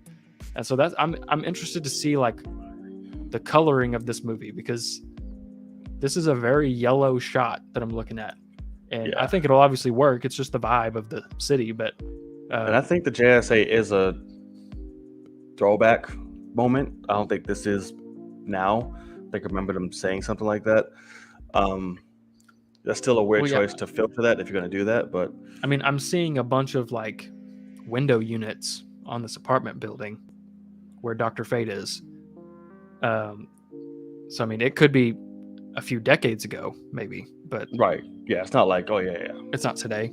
Yeah, not today, no, but it's not like way back in, so not too far off. So yeah, I'm excited. I like the music behind it, that na shit. I don't know what the fuck it was, but it was cool. And yes, like Kenya said, that fucking cloak or what the fuck he has, a poncho, fucking goes hard. I wish he kept that throughout, but obviously we see the scene where that shit gets fucking obliterated. But correct. He looks amazing in that part. I want him to stay in that, but he's not. Now,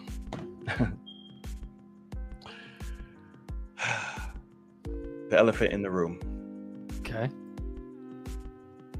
I hope, and I truly, truly hope that whoever takes over this whole WB fucking thing, whatever the hell is going on, we can just, on that road, just skip right over the Shazam shit and just go to Superman. Bring Henry back and just let it come to Superman. To be honest, originally I liked that idea, but it's like a Godzilla versus Kong.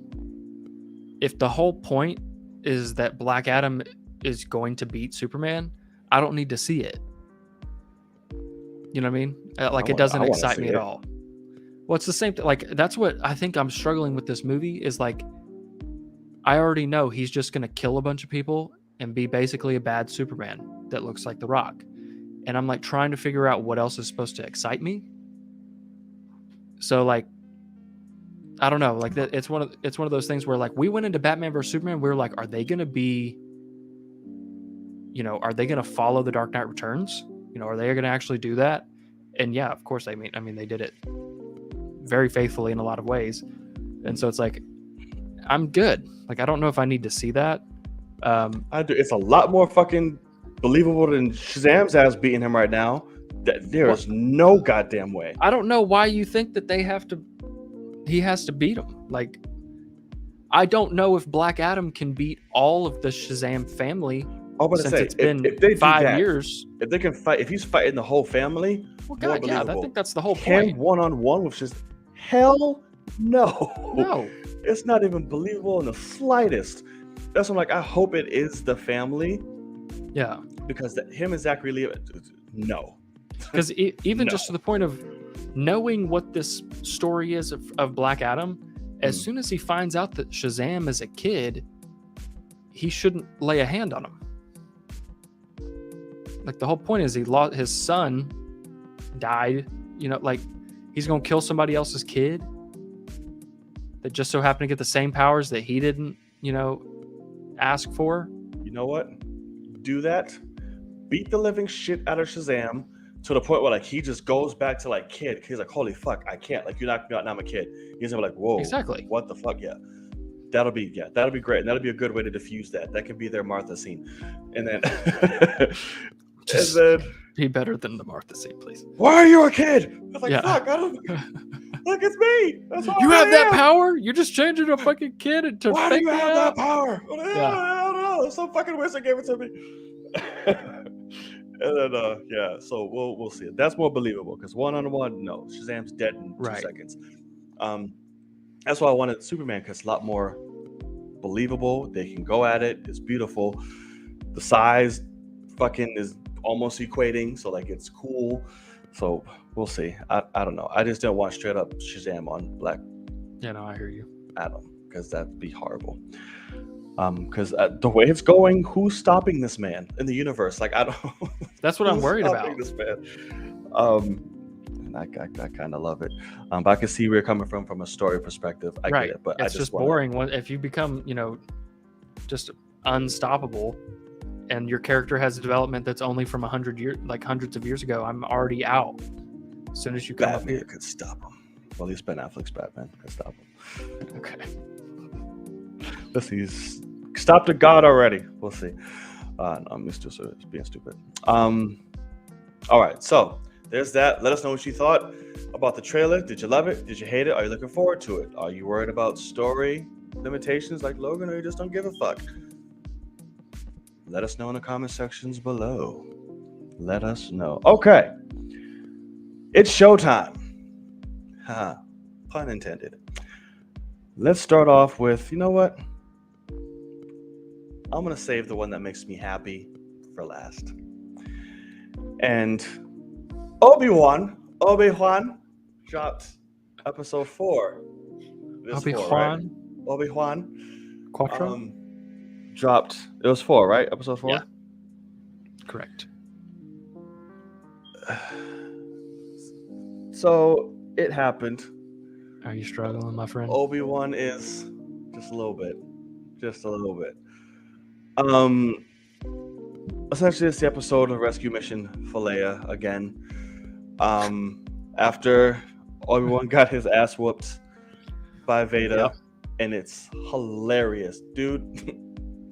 When I tell you, the minute that episode opened, I was dying of laughter because me and you on last episode, talking shit like, "Oh, you just gonna have to go in the back of the tank and fucking." Yeah. The very first line, we gotta get him to the back of the tank.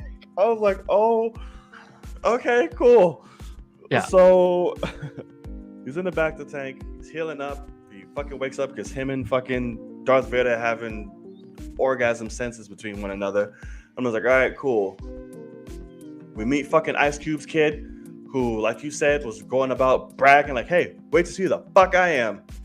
Cool. His name's like Jerry or something. Like, who are you? Yeah. Like, you're somebody's like, yo, you want my help? You got it. That's what you bragged about? Yeah. Cool. It's like, you can't help me, bud. At all. You find out, hey, she's being held here in the fucking Inquisitus, whatever the fuck you want to call it. Let's go get her. Him and what's her name go and fucking infiltrate the fortress while Leia's getting interrogated by Reva. It was like, tell me where everybody is. I'll never tell you. Yada, yada, yada. Obi-Wan's dead. Wow, wow, wow. Meanwhile, Obi-Wan's just fucking walking through this place that has like 2 guards patrolling it minimum every fucking other 2 hours. So I'm like, okay, cool. He's in here. What's happening? Finds Leia because she's about to get tortured to fucking death. Goes in there, and the only fucking cool moment in this whole goddamn episode was lights out. Zoom, zoom, cool. Zoom, zoom. That's dope. That was it. But even it was done kind of boring as well. It was. This whole fucking episode was boring. And the choreography, the fucking, oh my God. Anytime anybody went to just deflect blasters, looked fucking retarded. Like, I'm like, how do you make this look bad? It looks like literally somebody's just like, okay, and swing, and go, and swing. It's coming here. Yeah. Knock it to the window. Knock it, like, it was, I was like, this looks so bad. Yeah. Finally rescues Leia, and fucking Scooby-Doo's the fuck out of there. Like, Yep. go under my coat. Nobody I have would know. 4 legs. Yeah, nobody would know. I have this huge fucking tumor on my side right here. Don't pay it any mind. There's extra legs and a whole nother body. Conjoined twin. Reva comes out. It's like, hey, where you going? Fuck you. They get saved by fighters. They escape. Vader has the gall to come at her. It's like, I told you if failure would... Minutes after you just fucking failed. I told you last week. I said, if he does that, he's the biggest hypocrite of all fucking time.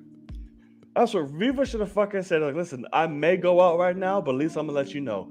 You just failed too, buddy. Yeah. What's your hey, excuse? remember when you told me I had to stay in that town while you chased after him, and then you let his ass go? Right.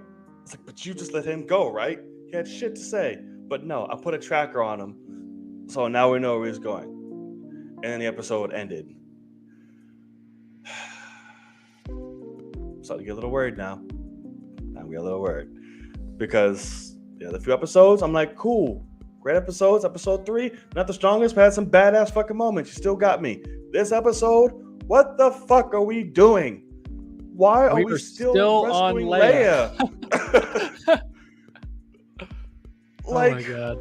What the fuck? Like, oh my God. Please go. please go. Okay. Before I go on So the whole. no, I hear you. fucking You think I'm gonna do anything different? Okay. So No, but at least you have. I don't want to take up all the time we've ranted. I I hear just you. want to So jointly rant. this episode is obviously it's full of problems for me story wise, just in general. But this is back what I was saying last week. There's things in this episode that piss me off story wise in terms of the whole saga, in terms of canon, in terms of this, in terms of that, and also in terms of direction from Deborah Chow. And it's things that just infuriate me that a lot of people would say, that's a small thing. Why are you nitpicking? And I'm like, because this is Star Wars. This is Obi-Wan Kenobi. This is a very expensive show. Oh, and the harvesting Jedi in a tomb. Oh, yeah, correct. And people. Yeah. Um, or whatever. so I have 3 points that make me shake my head the hardest. I'm not going to say that they're the worst parts of the episodes or anything like that. It's just 3 things in this episode that stood out to me massively, that pissed me off like crazy. The first one that comes to mind is so not only we get back to Tank, he jumps out. We don't know how long he's been in there. Doesn't seem like very long at all. 2 seconds. Because Leia has not even been talked to yet. So I'm guessing it was like 27 minutes. But he jumps out. He's fine. You need to heal. He is perfectly fine. Nothing about an injury after that. And immediately, not only that, but like if I got burns and like, so I'm probably, my skin's kind of messed up. Bacteria would be an issue. Might want to, not with the back to tank. Might want to keep that dry. And now we're just going to swim in the ocean for a long time. And then I'm going to get out. I'm going to get up under the station, get out of the water, and I'm completely dry. He wasn't completely. His hair was still. I was looking out for that too. But you're going to tell me he's in robes. He is in. First of all, that's the other thing is why the fuck? The only time he wasn't dressing like a Jedi was episode 1. And then when he's like actually leaving and like doesn't want to be noticed, he dresses like a fucking Jedi. And it's like, so you're in these Jedi robes and they're just dry as a fucking, I mean, what are you doing? So like, that's a directing issue that like, he should have been soaking wet for half this episode. Just because, I mean, he swam for a fucking mile. So that was one. Other one is, why the fuck do they keep letting Leia be so powerful in the Force? She's able to stop Reva from getting in her head like Rey did after Rey's Force awakened in her to come and match Kylo Ren, and little Leia can stop an Inquisitor from getting in her head. Like, when she's young, their powers are developing at the most rapid point.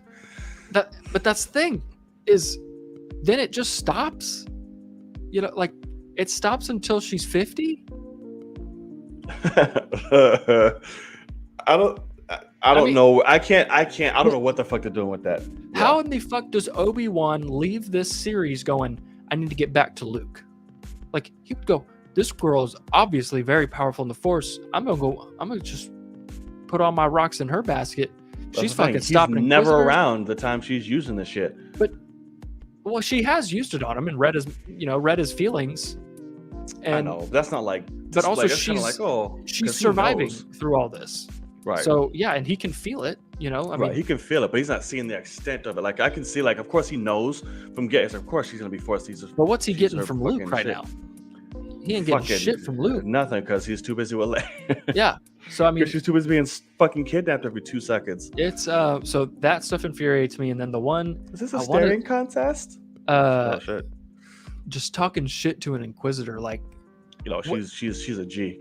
If that was not Leia Organa, that Inquisitor would have just snapped her neck. Like, oh, you want to talk shit? That's weird. Snap. It's like, okay, well that one's done. It's like, but no, we have to keep her alive. Yeah, exactly. Yeah. And then the other point that pisses me off, I'm pretty sure it was Jeremy Johns that said it, and that is the snow speeder thing that the rebellion ship thing that they're flying. It's the same ships that they flew in Empire Strikes Back. Oh, to do the tow line around the Yeah. legs of the oh, AT-AT. for the AT, yeah. And if these ships could stop dead in their tracks, they would have just done that right behind the AT-ATs and shot the legs out. But they can't stop. They have to keep going. They have to keep momentum to continue to move. They're not gravitational fucking, like, these are rusty, old, crappy ships. Like, they can't just fucking park. And when I tell you that one stopped, and it was so weird. Oh no, they both took a whole little step back. I was like, oh, heard it. Like they came in flying and just like, Yeah. slow down. And that one is just stopped right there, right above Riva. And I'm like, it just looks weird because I've never seen a ship do that in Star Wars. And it was super frustrating. And it's like, you're messing with canon for what? Like, you easily could have had that guy just continue to make passes of dropping, shooting and dropping bombs, and still had him die by her throwing that thing. But like, instead, you're doing something that questions canon, and for most people is their favorite Star Wars movie, with The Empire Strikes Back. It's like that's the only other time we've seen something like that be used, and you're gonna make us question it. And like, that kind of stuff infuriates me because it's not hard because they were like, hey, let's make them use these for an Empire Strikes Back callback, and it's like, okay, we better make sure they do everything similar to The Empire Strikes Back because this is, it's important to canon. They don't give a fuck, and it shows. So, I mean, the only thing that makes sense is I see why fucking Leia named her son Ben now. That's the only thing I can. Sure. She just kept that shit a secret forever, throughout the whole trilogy. Yeah. I mean, this show, it's massively frustrating me. I'm literally to the point where it does look like they're going to do a season 2, because I'm guessing this entire season is going to be Leia. And I don't think I have any reason to watch season 2. Like, I don't have a reason. They completely threw us for a whole loop. I mean, this is the exact conversations that we've been having, or at least we're having, because you've liked this series more than me until today. But like, the conversation that we're having today is what I'm expecting for Joker 2, where we're sitting there going, that is not the story that we were promised or that any of us asked for. Like, at all. No one wanted to see baby Leia in this series for more than an episode. At least not that damn long. Yeah. I mean, like, that one episode, like, ending with her in episode 1, going and getting her, and then dropping her off at the beginning of episode 3, I would probably be okay with that. I would have been like, all right, quick thing. Oh, yeah. Now we have a badass movie to get to. And fine. Now, I mean, we still have her, and unless this episode starts with us already on Alderaan, dropping her ass out, get the fuck out of here. I'm gonna wasting my time. Hopefully Luke's alive. No idea. Hopefully Tusken Raiders didn't show up and burn him to death. Gotta get back to my fucking mission. Yeah. I mean, fucking Senator Organa, you owe me. And here's what's so funny is, I'm guessing the finale will be a Mustafar fight between Obi-Wan and Vader. And as someone who has seen only the first 2 episodes of Ms. Marvel, which we'll talk about in a second with the premiere, and the 3rd episode lining up with Obi-Wan's finale, that's the first week that in the morning I have to choose to watch a show, and only one show in the morning. And I'm going to watch Ms. Marvel because I don't know what's going to happen in that show. Episode 2 ends on somewhat of a cliffhanger where I'm like, oh, I'm very intrigued to find out what's going on. And I already know what's happening with Obi-Wan. I have no desire whatsoever. And that's really sad. Because I agree.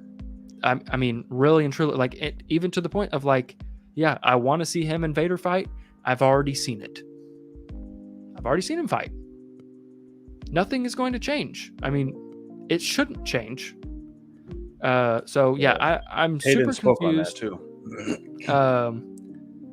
with what they were thinking. Hayden isn't even in the goddamn show. He was in one shot.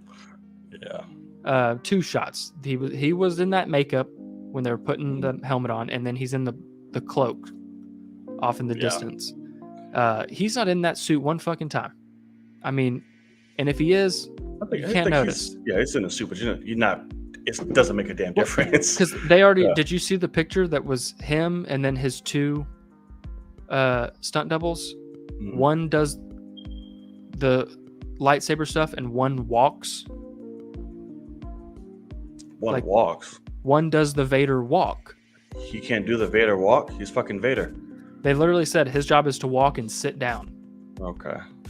And then the other one's doing lightsaber, and we're all like, okay, so Hayden he's not even the goddamn voice. Like, That's horrible. So very intrigued by that. And by intrigued, I mean that's the opposite of intrigued. I don't give a fuck about any of the show anymore, and that's crazy to me. Like, this was the Star Wars property that I was the most excited for, and I don't care anymore. And legitimately, they can do a season 2 to this. I'm not gonna watch it. I don't think. And I don't. Because what can the story be? I don't want a season 2. It's supposed to be this, and it was supposed to be a 6-hour event. 6-episode event. And instead, this fucking the Leia adventures. 4 episodes of filler. I mean, it's crazy to me. So, I'm very frustrated. Obviously, I'm at that point now. And I get it for you. You were like, oh, we're holding out hope. This next one we'll get rid of Leia and it'll be all right. I thought we want to go back to last week. I thought jokingly it was going to start with we got to get him in the back to tank. That's what you said. I was like, yep, that's exactly what's going to happen. And then it's going to be an episode of Clone Wars flashbacks. That's what everybody thought. Everybody. And instead, we got the back to tank, and then just more Leia. And it's like, what the fuck, man? It's like, girl, you're overstaying your whole entire welcome. Like, it's very interesting that they somehow not only hurt Obi-Wan, but I fucking hate Leia now, and she's one of my favorite Star Wars characters. But I hate her because she has wasted 4 hours of my life. Yeah, she is. And it's just getting annoying. Yeah. She's sitting here doing stuff that she shouldn't be able to do. I don't know, man. It's really frustrating me. She's a Skywalker. There's no rules for them. They just do whatever. Well, but that's the whole thing is there are. Because Luke is over there not doing that. And so unless the whole point is... Yeah. Even in Rise and all other shit, and even in the older ones, they still hinted of her being the stronger right. one. So whatever the whole point is that they picked the wrong one. I mean... Maybe. I mean, shit. Maybe if she would have stuck to that and made the Force and that life like her life, maybe she could have. And Obi-Wan looks over her because she's a girl, and that makes Obi-Wan look great. So, yeah, it's what's insane. a Skywalker? Skywalker's a last name. Wait, huh? That couldn't be it. That wasn't a serious question. Oh no, I think he doesn't know shit. I don't know. I'm hoping it's not a serious question. But it just really is a thing of like, because you're like, yeah, he's a Skywalker or she's a Skywalker, and there's no rules. Well, in The Force Awakens, a non-Skywalker rises to meet a Skywalker, and then says she's a Skywalker. So technically, maybe. So their brother and sister. Skywalker they kiss lives again. on through her. Yeah, right. It's another brother-sister kiss then at the end of that. Absolutely. So yeah, I hate that I've had to just be upset about this show every week. Besides the first week, really, because at least I was like, that was the hermit sitting on Tatooine not doing shit episode. But I've been very disappointed in everything since, story-wise, direction-wise, just fucking idea-wise. I mean, I don't know what the fuck they're thinking. And we will see tomorrow if they're gonna somehow just give us the best 2 hours ever. That's what I'm gonna say. Listen, every show is allowed one horrible fucking episode. It just comes with it. I'm hoping today's the bounce back episode. It's like, okay, we're sorry, we fucked up. Here you go. Like, I seriously hope. And get rid of Leia. I want that to be the very first opening shot. I want a circle, open, fucking I don't transition, even. I don't even want her. them. I don't even want that. I just want them being like, "Bye, Leia." I Like, want to see it, because if not, that means some shit has happened. She's gonna pop out of nowhere. She's still been in the whole fucking time. I want to see it. Fucking drop her off, hand her over. I'm done with you, and now go to the story. I want to see it, because, like you said, in movies, there's no body. I don't believe you're dead. If I don't see you getting handed off, I believe you're still there, and I don't want you to be. I need proof of passage. Then fucking that's it. I don't know shit about Star Wars. When I hear a Skywalker, it sounds like a group or a sex. Okay. Isn't that crazy? He doesn't know shit to the point of he doesn't know Luke Skywalker, Anakin Skywalker. Right. Like, Jesus. Wow. Okay, good sir. Congratulations. I don't know any people like that. I do remember one time he was sitting in my living room and he was like, "What's a Qui-Gon?" And I was like, "That's like my favorite Jedi," and he was like, "Oh, it's a person." Okay. Right. When's that motherfucker popping up? Like, I don't care. And that's sad. I was so excited in the first episode. Even though it was so blatantly teased, and now he's just like randomly bringing like, he's just like, "Oh man, I'm hanging out with this girl," and he's like, "Qui-Gon, please help me not kill this girl for being so annoying." Right. But can you focus the fuck up? Jesus. Duck out for a second. Let it focus on your. There you go. Oh, okay. Oh. Okay. That was funny. But yes, I hope just drop her ass off and continue. So this episode is Clone Wars flashbacks. Or are they just gonna do that in the finale? I don't know. We'll see. Or are we not gonna get the Vader fight that we saw the concept art of in this season? Probably not. I don't know. We'll see. It's I don't. Jesus. That would be such a crazy decision. I don't know. This episode that we have Ahsoka, everybody's coming back. This episode. Sure, yeah. Let's just bring grown-up Luke. Just let him pop in and be like, "Wait, am I supposed to be here?" You see in the background, it's like, shit. He's like, "Oh man, this wrong show." Well, right. We'll see. Fucking Boba Fett, everybody. Why not? Mando, you're here. We're back. We'll see, man. Yeah. Please, episode 5, be great. Be great. Okay. So now for a show that made me very happy and not filled with dread like this fucking episode did. Ms. Marvel. She had her lovely premiere on Disney Plus. Back-to-back Disney shows, everything. Here's your overload of Disney. We got introduced to Ms. Marvel for essentially this first episode. Get to know who she is, her life, what she loves, her interests, her best friend. She's a schoolgirl, raised in a very strict religious, cultural household, who has an obsession with the Avengers and especially Captain Marvel, who she idolizes.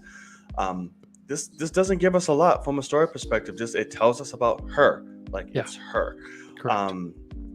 And everything that comes with her. At the very end, that's when we get hey, there's this family fucking heirloom thing. She gets this bracelet from her grandma, apparently. Right. And she thinks it's just a little bracelet. It's like, oh, it's cute, it's nice. Let me bring this into my cosplay, get a little bit of me and my heritage. Pops that bitch on and bam. Powers galore. Just fucking going everywhere. Cosmic mayhem. And also with a woman who's probably a fucking superhero herself, who survives getting smashed by fucking a giant ass millionaire. And when I tell you, okay, so I watched this episode, a few weeks ago, right? But I was sitting there watching it, Wednesday night of last week, and with Hannah, and that millionaire comes down and hits that girl. and she squealed. She was like, "Oh!" Like, because 100%, she should die. Like, I don't know what that thing's made out of, or have thousands of broken bones. Yeah, because not only that, but it's swinging her around. Yeah. And don't even get me started on the Ant-Man head that like falls and is somehow going 1,000 miles an hour, and like it has some crazy momentum, destroying everything. But, and everyone's just cheering in the background like this isn't happening. Yeah. Right? Yeah. Correct. Absolutely. Yeah. But yeah, continue. She gets hit by the Mjolnir. She does. But she catches her. She catches her using the stretchy cosmic hand. Yes, she does. And she's like, "What the fuck is going on? Oh my god." So and then it literally just kind of ends with like her parents like, "Hey, where the fuck you at? Yada yada yada. I choose my cosmic life." I really loved this episode. I love the tone. I love the feel. The way it's shot is amazing. I fucking love it. The text scenes, yes, are so good. And then like randomly animated scenes in the back. Yeah, and randomly they just decide to do like a crazy flipping shot when she like lays down on that couch and all that. I mean, it just and they showed how they did that too. And awesome. I dug that. So I like when they like it's just fun. Like this show already has a vibe. Yeah. And its own like directing vibe, I guess, is the only style. Way. Yeah, style. So yeah, I appreciate that so much. But I'm glad that you enjoyed it because I was really surprised when I watched it. I was like fully in on her. Fully in on Bruno, her best friend. I love her. She just takes you. The minute she's there, you're vested in her. Yeah. And Bruno is super likable with her. They have some great moments together. The rooftop scene is so good. But just always, he's like always got her back. Like, no, like he's like, hey, like he gets her up on the roof, and then she's like, hey, don't tell anybody. He's like, of course I wouldn't. Like, I would never do that. You know, like he's just got her, and it's really cool. And then you have the family aspect, which knowing, Pakistani and, Indian heritage families and things like that, like this is a very realistic world for a lot of people. To the point, it's so frustrating. Like, watching it, I'm like, oh my God, the mother. I'm like, oh. Yeah. But I get it. And that's what people live every day. And so it's very tough. I mean, I knew a girl growing up that she like, I remember I think it was 8th grade. I was talking to her and she was like, I have to be a doctor. And I was like, really? I was like, that's what you want to do? And she's like, oh no, I don't want to do it. I don't have a choice. Yeah. And I was like, really? And she's like, yeah, my parents basically said, I mean, that's like, she's like, I go home and I study. I have to make over 100 in every class and I have to be a doctor. And I was like, wow, okay, that's interesting. And she's like, what do you want to be? And I'm like, I'm 12. I don't know. Basketball player. I was like, NBA. I'm going straight to the NBA. Like, what do you mean? I'm like, duh. Like, I'm going to grow 10 inches and I'm going to just, be awesome. But that's hilarious. It's super interesting. But so the dad, super endearing at parts, but also is still a part of that culture in the same way, like the Hulk scene. Yeah. And he thinks that that's going to be awesome for his daughter. And it's like, no, like, you're missing the point that she wants to do this on her own. And he's thinking like, oh no, but if I get to go, but I still allow the fun, it'll be good. And she's like, no, I'm trying to do this, Right. So. And the difference between men and women, like boys and girls in that family. Cause she's like, listen, if it was my fucking brother, I'd be like, tear it up, dude. Yeah, because it's me, like skimpy clothes and this and that's like, it's a fucking superhero. So like, I don't. Yeah. She's wearing pants. Right. I mean, I'm just like, and it's funny because I'm just like, Mom, you're being an asshole because you can't let her wear these. But on the rooftop scene, I'm like, do you see how tight these fucking pants are? But she's not gonna leave the house looking like that. Right. So I'm just like, but it's I love that it depicts the reality of it because that's literally what people go through on a daily. So if I'm frustrated by the mother and all that shit, I can imagine living it. Right. Just living that. But yeah, I just love it. And like I said, the whole background of like the art shit, moving pieces and shit like that, it's so well done. The way it's shot. Even the fantasy scenes where she's explaining how they're gonna make it to Avenger or whatever. And they're all wearing so yeah. shirts that like I love my daughter, like my daughter's number one, and Kamala's the best, all that shit, Yeah. dancing and singing. She has an actual Captain Marvel suit on, fucking flipping yes, bikes and it's shit. fucking awesome. Yeah, That was awesome. I was like, this is dope. It's just a really feel good show, man, and it makes me look forward to what's to come. Yeah. But they have me, and they have me hooked. And what's her name? Amon? Is that her first name? oh shit. Yeah, Iman. Yeah, Vellani. Yeah, she is. She's someone to watch out for for sure. What it most definitely does, because she also does the like the high school scenes where they call, like, the coach calls her the wrong name, and like, Oh yeah, Camellia. yeah, it's like not even, and it's like they found a really good actress for this. Because even what's funny is when she like gets in trouble at the end of this episode, like when her mom walks out the door, the camera's on her and she looks 9 years old. Like, she looks super young. And the whole rest of the episode, I'm like, yeah, she's 16, whatever. But like, it's weird that she can really play both and be like, no, this is still like, especially like me being, I'm 27 now. So I'm like 10 years older than that. And it's weird to realize that, like, I'm 10 years out almost from graduating. Like, my 9-year anniversary was this, month or whatever. And so it's weird to realize, like, yeah, she's 16.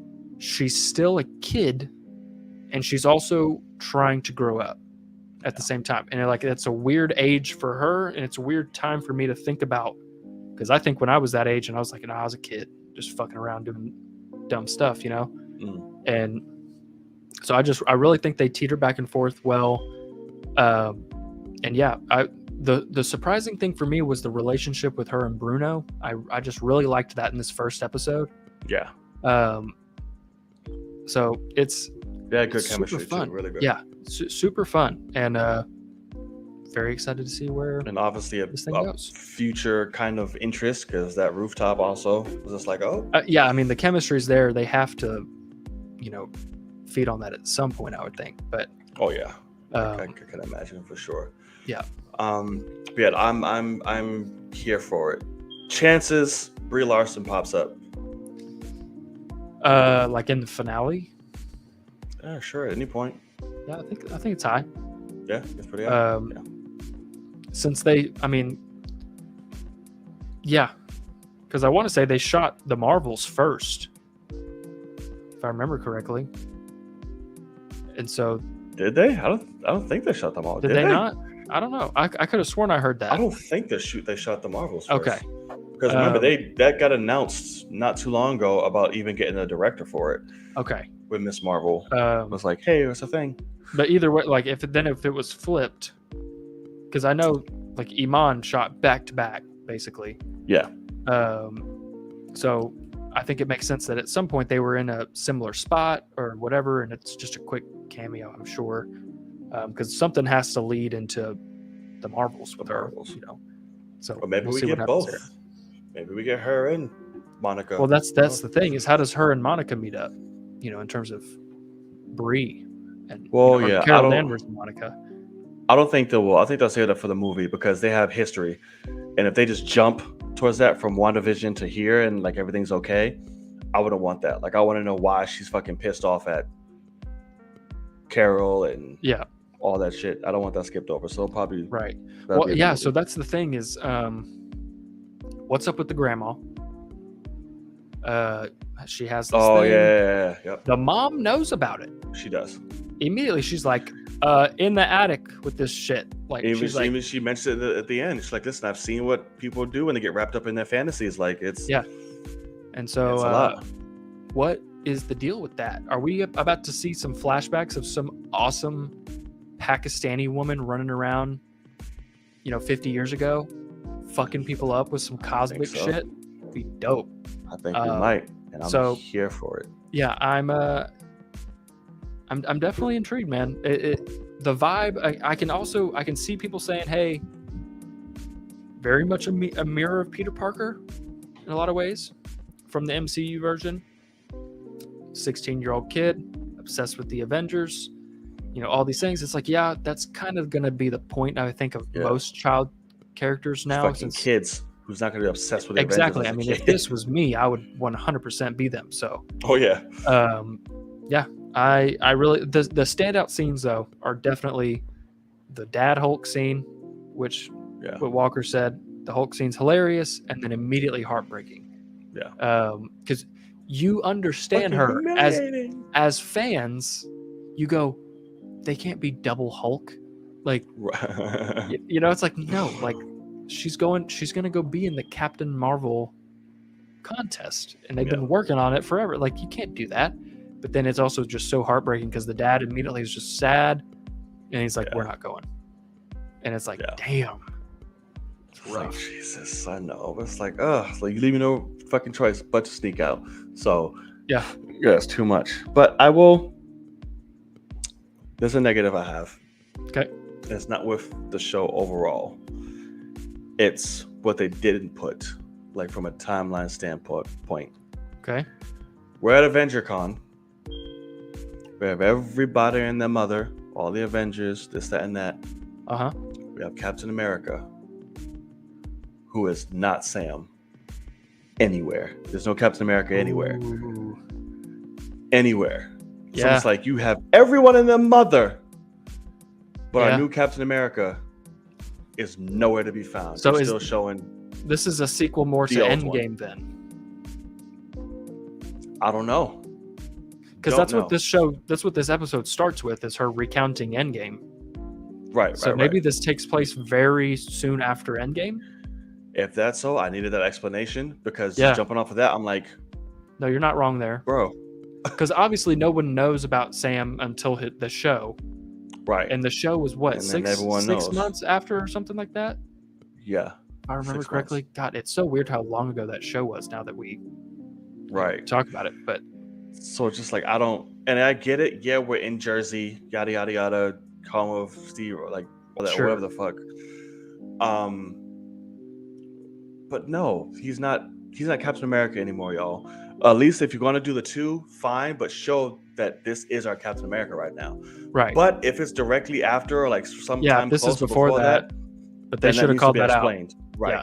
Which maybe they thought that opening of her recounting Endgame would get us in that mind. Because I guess that's true. For me, I was in the Endgame mindset of she's just going over, hey, it was Captain America and Iron Man. And because they even did like, thank you, Black Widow and Iron Man, for your sacrifice. Yeah.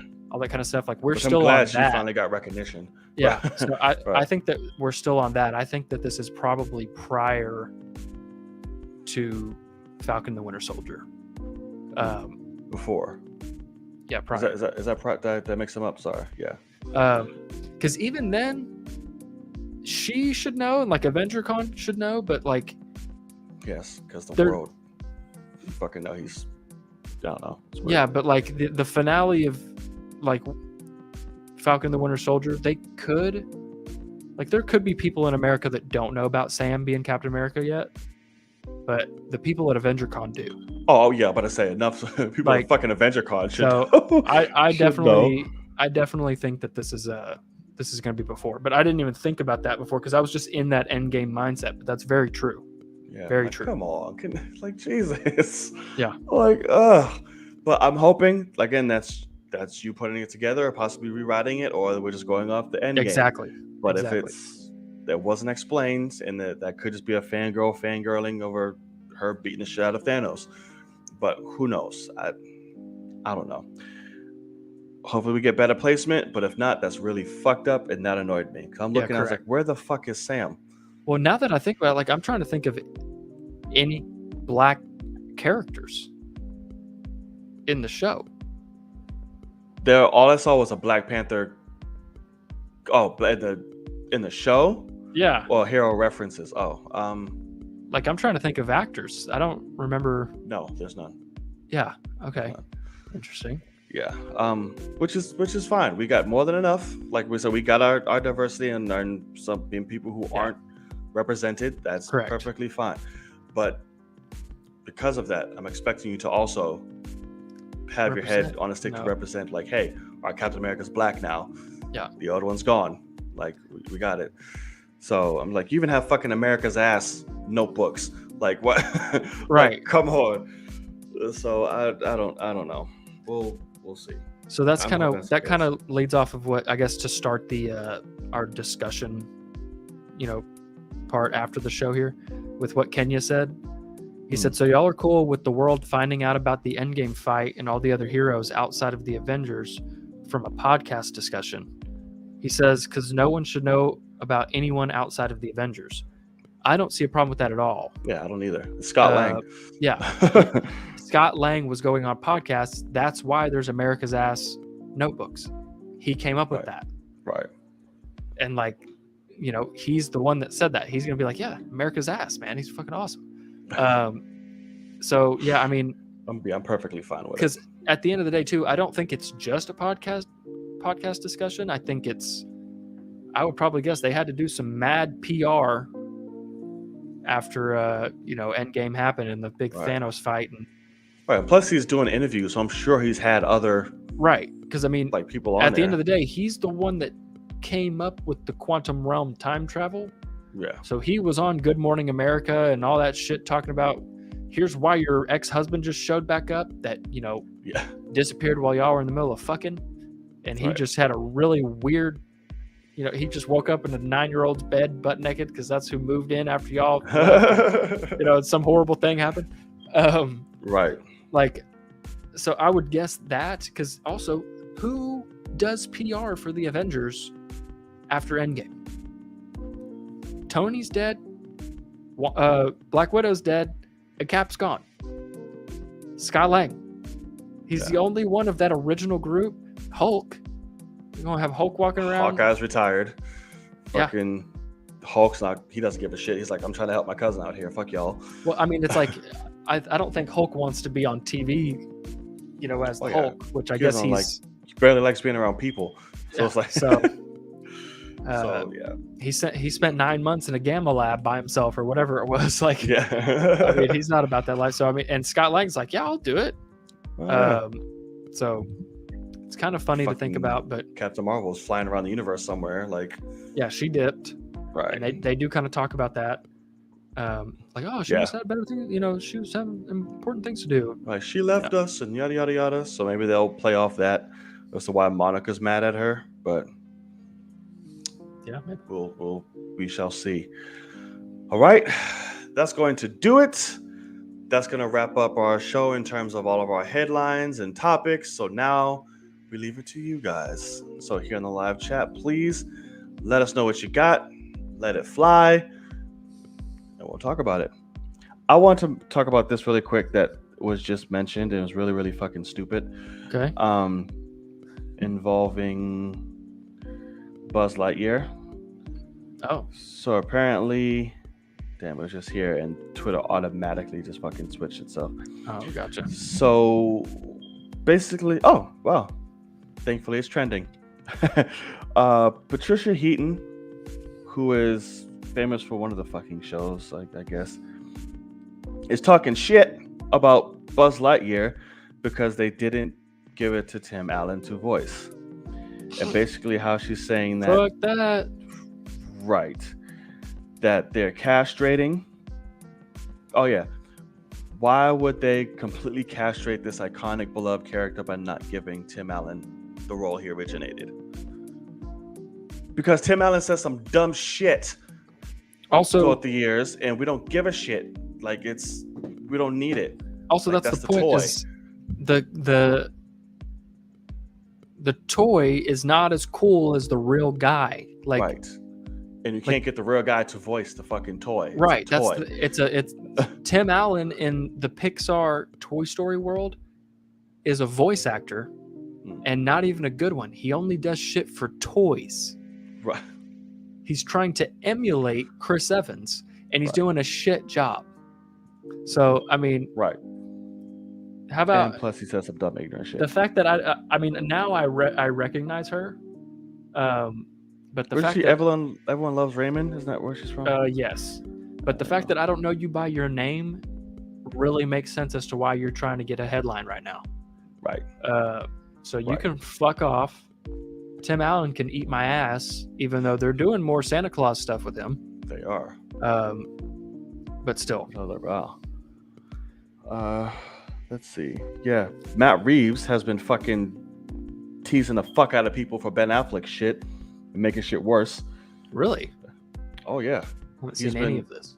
Oh yeah, he's been talking. The first quote that came out was, "Oh, it was like a really great, exciting film." Oh, this is where it is now. It was very James Bondian. It was filled with a lot of set pieces. It could have been a very exciting movie. What are you talking about? Matt Reeves. He detailed the original solo film script and all that. Oh, okay. That's him just being so nice, because I love the interviews where he's like, oh no, they gave me that script and I immediately told them no because I hated it. So that makes sense. Any of that shit. He most definitely, he said, He didn't say I hated it and immediately was like, no. It was like, hey, it just wasn't the direction I was trying to go in. because he said in the first 2 pages, it's got the whole Justice League in it. And he's like, I'm not. A different type of thing. Yeah. He's like, I don't want any of those in it. And they were like, well, that's the whole point. And so he's like, yeah, and say that, motherfucker. He didn't say all that shit you trying to do. It just wasn't his direction. He fucking said no. Doesn't mean and they rebooted the character for him. You think he didn't hate it? No, he didn't hate it. It just wasn't his vision he wanted to do. That's fucking hilarious. All right, just can't always jump to that just because it was past. It just wasn't his vision. Yeah. Doesn't mean he hated it and it was bullshit and trash. All I can say is I'm so fucking thankful that Ben Affleck fell out of love with the Batman, because they fucked on that one. I think that movie probably would have been shit. Definitely would have been. Not with him at the helm and Matt Reeves. If Matt Reeves would have went through with it. Right. But with him writing and them directing, wouldn't have been shit at all. Okay. So so Walker said on Miss Marvel, this is interesting. So he said maybe at the time of filming, they didn't have the Sam Wilson Cap suit yet. Like they didn't know the final look, which is an interesting thought. But like I don't know if I saw any Falcons anywhere. There was definitely no Falcons anywhere. There was nothing. That's weird. And then I don't know what Kenya's talked about taking emotional beat. Like that takes away the emotional attachment to these characters. I can't have an emotional attachment to a person I heard about. But this, it's not person for that. It's like, hey, here's what the fuck happened. Like y'all don't know about it. Here you go. Outside of the sacrifices that obviously they know, that's how you get it. But there's no other emotional attachment to anybody else. I mean, they just. It makes total sense that half of everyone is a massive Captain Marvel fan now because she showed up and turned the tides. Yeah. In a lot of ways. Although Wanda was, fucking them up, but they started to rain fire. Captain Marvel showed up, and that changed the game. Yeah. And that's all that came out of Scott Lang's mouth, is she came through the skies and she punched Thanos in the face and blah, blah. It's fucking awesome. So right. Very Scott Lang in his terms and shit. This is an interesting question from Ronan, our boy Ronan over here. Favorite movie of the year thus far? Everything Everywhere. Really? All at once. Hands. That's an interesting choice. Down. Yeah. Mine is definitely the Batman. Then it'd be Maverick, and then probably Everything Everywhere. Yeah, to me, it's everything. I'm sorry, it's everything. Maverick, Batman. I fucking am obsessed with Maverick. That's what's so funny is Maverick. One of the first things. So like, Kenya saw Maverick with us that first time. It ended. He goes 10 out of 10. He goes, that's the best movie of the year. I said that movie's not half as good of a movie, like in terms of a script, as the Batman, but it's a fucking blockbuster experience that's phenomenal. But like, no, this is not even close to the Batman for me. But I do love it at the same time. They're just completely different movies. I was about to say they're completely different movies. Like Top Gun Maverick should be compared more to Fast and Furious than to the Batman, because that's the whole point: is massive blockbuster crazy action. One's executed well and one's not, and so it's like, but the Batman's over here doing a noir, no IMAX shots, even like. it's a very different movie. That's a 3-hour, not even an epic. It's just a 3-hour detective movie. So like, they're so not close, but it's easily everything for me. Those would be my top 3. If I had to wish push I a loved that 5, movie that much. I don't know. Yeah, you're insane. If I had a 5, I don't know what I would push for the other 2 spots though. If I had to round out like a top 5, Yeah. I was thinking about that too, and I'm also trying to think about all what the fuck came out This year, this year. Morbius Oh, Spidey would be in my top 5. didn't come out this year. No Way December. Home. December. Shit, right? Fuck. I mean, Right. That's right. Damn. Damn. You gotta change your head up. I swear I thought that shit came out. it's a January movie. This fucking year. That's right. It came out in December. Yeah. I'll Oh yeah, put the Massive Northman in Talent. there. Unbearable weight of massive talent. So fucking fun. Yeah, but I don't know if it'll be top 5 though. I mean, I enjoyed that more than the Northman, for sure. Northman is a beautiful, but Yeah, I don't even know if I could put Northman at top 5. To be honest with you, I don't. well, I don't know what else I've seen. Right, that's the thing. I don't feel like I nothing else think is really. Everything else I have just has been shit. Let's see. Like fucking Men, X, fucking Jurassic World, Jackass Forever. Even though that's great, Jackass Forever is great. Yeah, that's it. Doctor Strange, but that's not it. That's not it. Yeah. That's not it. Sonic 2. I still have not seen Sonic 2. I need to go back and watch. Sonic 2. They're both on Paramount Plus now. I gotta watch them. Fuck Elvis. And yeah, that's it. Oh wow, shit. This year has been kind of. I mean, literally on my AMC app. Let me look at lackluster. my Cinemark. See past stuff, but 2020 movies so far. I said 2022 movies so far. It gave me tax deadlines. Why the fuck? that's pretty funny. Oh Yeah, yeah, an ambulance. No. I did go see Coda this year, but it was last year because it won Best Picture last year. Right. Besides that, Everything Everywhere and Unbearable Weight. That's true. They've been kind of. I haven't seen Turning Red. Or whatever the fuck. That movie's adorable. It's not top 5, but it's adorable. Yeah, The Lost City. Haven't seen. That was cute. Not a top 5. Oh, Scream. That's in my top 5. Scream top 5. Scream is over The Northman or Unbearable Weight. Yeah. Over the Jesus Christ. With all the negatives I've heard you say about that movie, that just makes no sense. It's only her. Yeah, just one monstrous character for the movie. Right. Just a but everything massive else chunk. around her was great. I haven't seen Adam Project. It's adorable. It's adorable. Yeah, where he doesn't date 14-year-old Presley and steal music from blacks. Absolutely, they're not going to say any of that in that movie at all, which is why I like. Yeah, good day. I'm sure he worked his butt off. Good for him. This is not a knock against of course. Austin Butler at all. Excited for him in Dune. Right, like I said, I'm more cared about his looks than his fucking what he's doing in Elvis. To be honest with you. Let's see what else we got here. Fantastic Beasts 3, fuck them because Never what they saw it. did, don't care. James Gunn tease involving DC is fascinating. We've already been confirmed he's doing another show, right? I don't know, but I thought it was pretty obvious he was going to stick around for DC Yeah, for a while. I mean he's going back and forth forever now. About to do a review on my channel and on JVS. This film is heartbreaking. What? Elvis is heartbreaking? Well, duh. Well, duh. Why is it heartbreaking? Because he's a massive. He gets, his career gets derailed by drugs. Oh, yeah, I guess that's every fucking music artist, like half of them. Right, it's fucking heartbreaking, you dumbass. What do you mean? They're all fucking. It's Star is Born. Yeah, I guess. The King.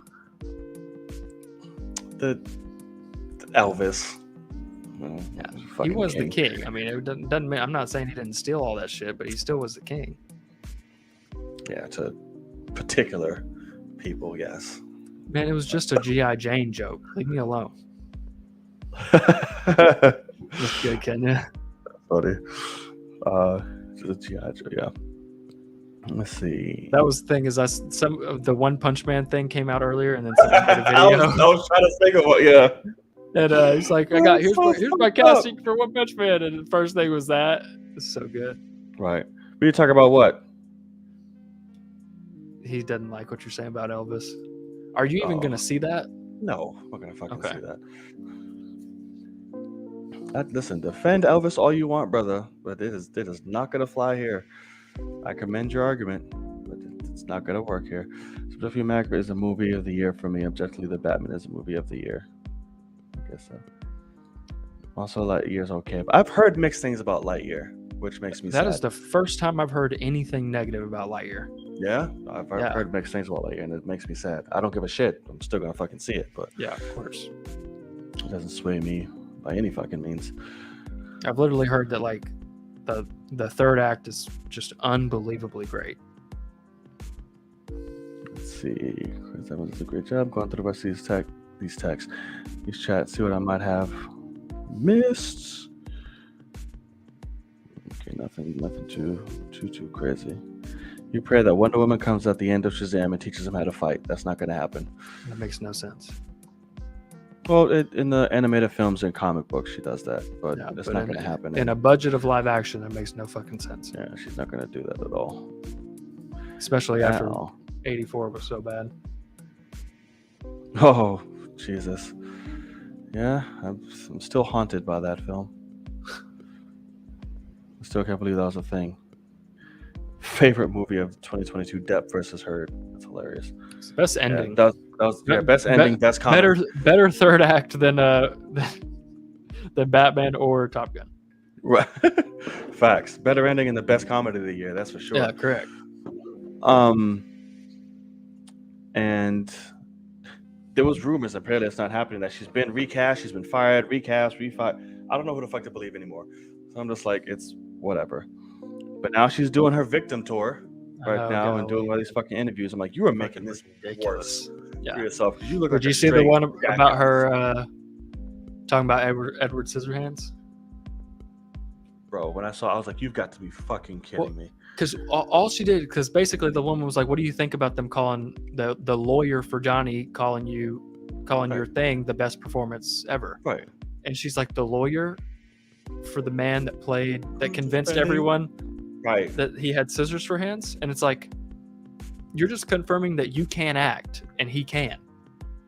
Right. Like, and this is coming from the bitch your trying argument? to tell us that people can talk underwater. You fucking talking about, like, shut up. Like, are you serious? That was your rebuttal and answer to that fucking question. I was like, you're idiotic. Like, all the clips that keep coming out, I'm like, you are making this worse. I am glad you did this. Please keep going. Yeah. Release the dates for your victim tour and just let it keep going so everyone can just see how stupid you are, because this is insane. I didn't know they were getting all these randos to be on the stand. Randos? Like, are you stupid? Your ex-best friend is on the stand in his defense. Yes. Because people you're fucking crazy. Who know that you're fucking, oh, hey, she said that that Johnny Depp, like, abused Kate Moss or some shit. So she went on the stand and was like, that never fucking happened. Yeah. And that's who they're referring to. It's like, I just didn't know they're going to bring all these randos to the stand. It's like, you made a claim that he abused her. Yeah. What are you talking about? They had to come and talk on oath. Yeah. What are you talking about? I'm like, oh my God. And she's doing that stupid puffy dog face to try to get sympathy and cry. I'm like, please keep this going. Please do. Because this is gold. Like, you are just stupid. So Wonder Woman is directly connected to Greek gods. I get that. Yes. I'm just saying, for the movies, it makes no sense to bring her in. I mean, period. Especially with how they've already shown how Shazam will fight and how Black Adam fights. Yeah. Wonder Woman is completely different than that. I mean, she's speed and agility and defense more than offense in a lot of ways with the shield and all that. And Shazam is just a powerhouse, like, and he flies. So right, he can barely take on a fucking man with a staff. You're about to go toe to toe with Black Adam, sir? Yeah. That's not gonna happen. Talked about it, but and then interested, but Mondo. No, I don't Poopy care Pants. about it. You obviously just don't know the truth about Elvis. It's very well documented. Very. I mean, unbelievably well documented. So just kind of do a tiny bit of research. Unbelievably Yeah, documented. like literally, like Hound Dog is a cover from a black woman singing that song. Like I said, to justify it, because he's gonna grow up in the country with church on all these black women. He's gonna get his inspiration from there. Yeah, of course. Meanwhile, he stole all of their shit. Yeah. And white folks want to put him as the king because he did all that shit. I'm like, I can't get out my face. That's all like, fuck Elvis. I don't. Rest in peace. No, like, we got you, cool, but don't. That is one thing. Mondo getting bought by Funko, I'm kind of upset about, because now Mondo's just going to become a massive. They're either going to make like my Captain America poster is Mondo. I was gonna say, don't they do like cool poster shits and graphics and all that? The Infinity War and Endgame vinyl set that I have is Mondo, like, which you will never be able to get again, type of thing. And with Funko buying Mondo now, either everything is going to become completely impossible to purchase. Like if it's a limited release and only X number of things being made, it's either going to become impossible, or they're going to make 10 times as much of the exclusive stuff, and it's not going to be exclusive anymore. So I'm a little sad about that, because it was owned by Alamo Drafthouse, which is kind of hilarious. But oh wow, yeah, it started in the lobby of an Alamo Drafthouse, and that's pretty hilarious, insane to me. But it's awesome. So it is quite awesome. We get it, Shitty Pants. Be a better troller. You called him Shitty Pants, but then still put a Z on the end. Right. Like, we know you had to fix that autocorrect, and you were just going in anyway. Right. That's pretty funny. Also, we didn't mention this, but Miss Marvel is the only first episode debut with a post-credit scene too, isn't it? Yes, I believe it is. With Mr. Spidey interrogation. And I'll admit, so here's first thing is second episode does not have one. And it's very obvious that scene just didn't fit anywhere into the edit of the first episode, and they just needed it to do the story correctly, but it just didn't fit, so they just put it on that's what's beautiful about an after credit scene, is they're like, we just need a tidbit to continue the story, and in the edit we realized that this was out of place. And so because it would have needed to be after the scene of her with her mom, and like, no, it needs to end on cosmic, like her laying in bed, in that realm. Like, that's where that episode needed to end, making the choice. Yeah. So yeah, it's quite nice. So interested to see where that's gonna go. Let's see. Okay, Bradley Brooke. The finals have been pretty damn great. What kind of? Obviously, have you been watching the finals? Okay. I know during one of the games you was speaking about it, so I thought you was keeping up with the finals. I'm trying to. I know I was keeping up with something. Well, I did just see that Steph just lost his streak, which is wild. Which one? You're talking about the going over? Yeah, like he didn't have a 3. Yeah. And it was like 228 games straight that he had a 3.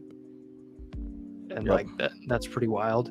But then also the fact that he didn't have a 3 and they still won by 20 tells you who should win the finals, right? I mean, yeah,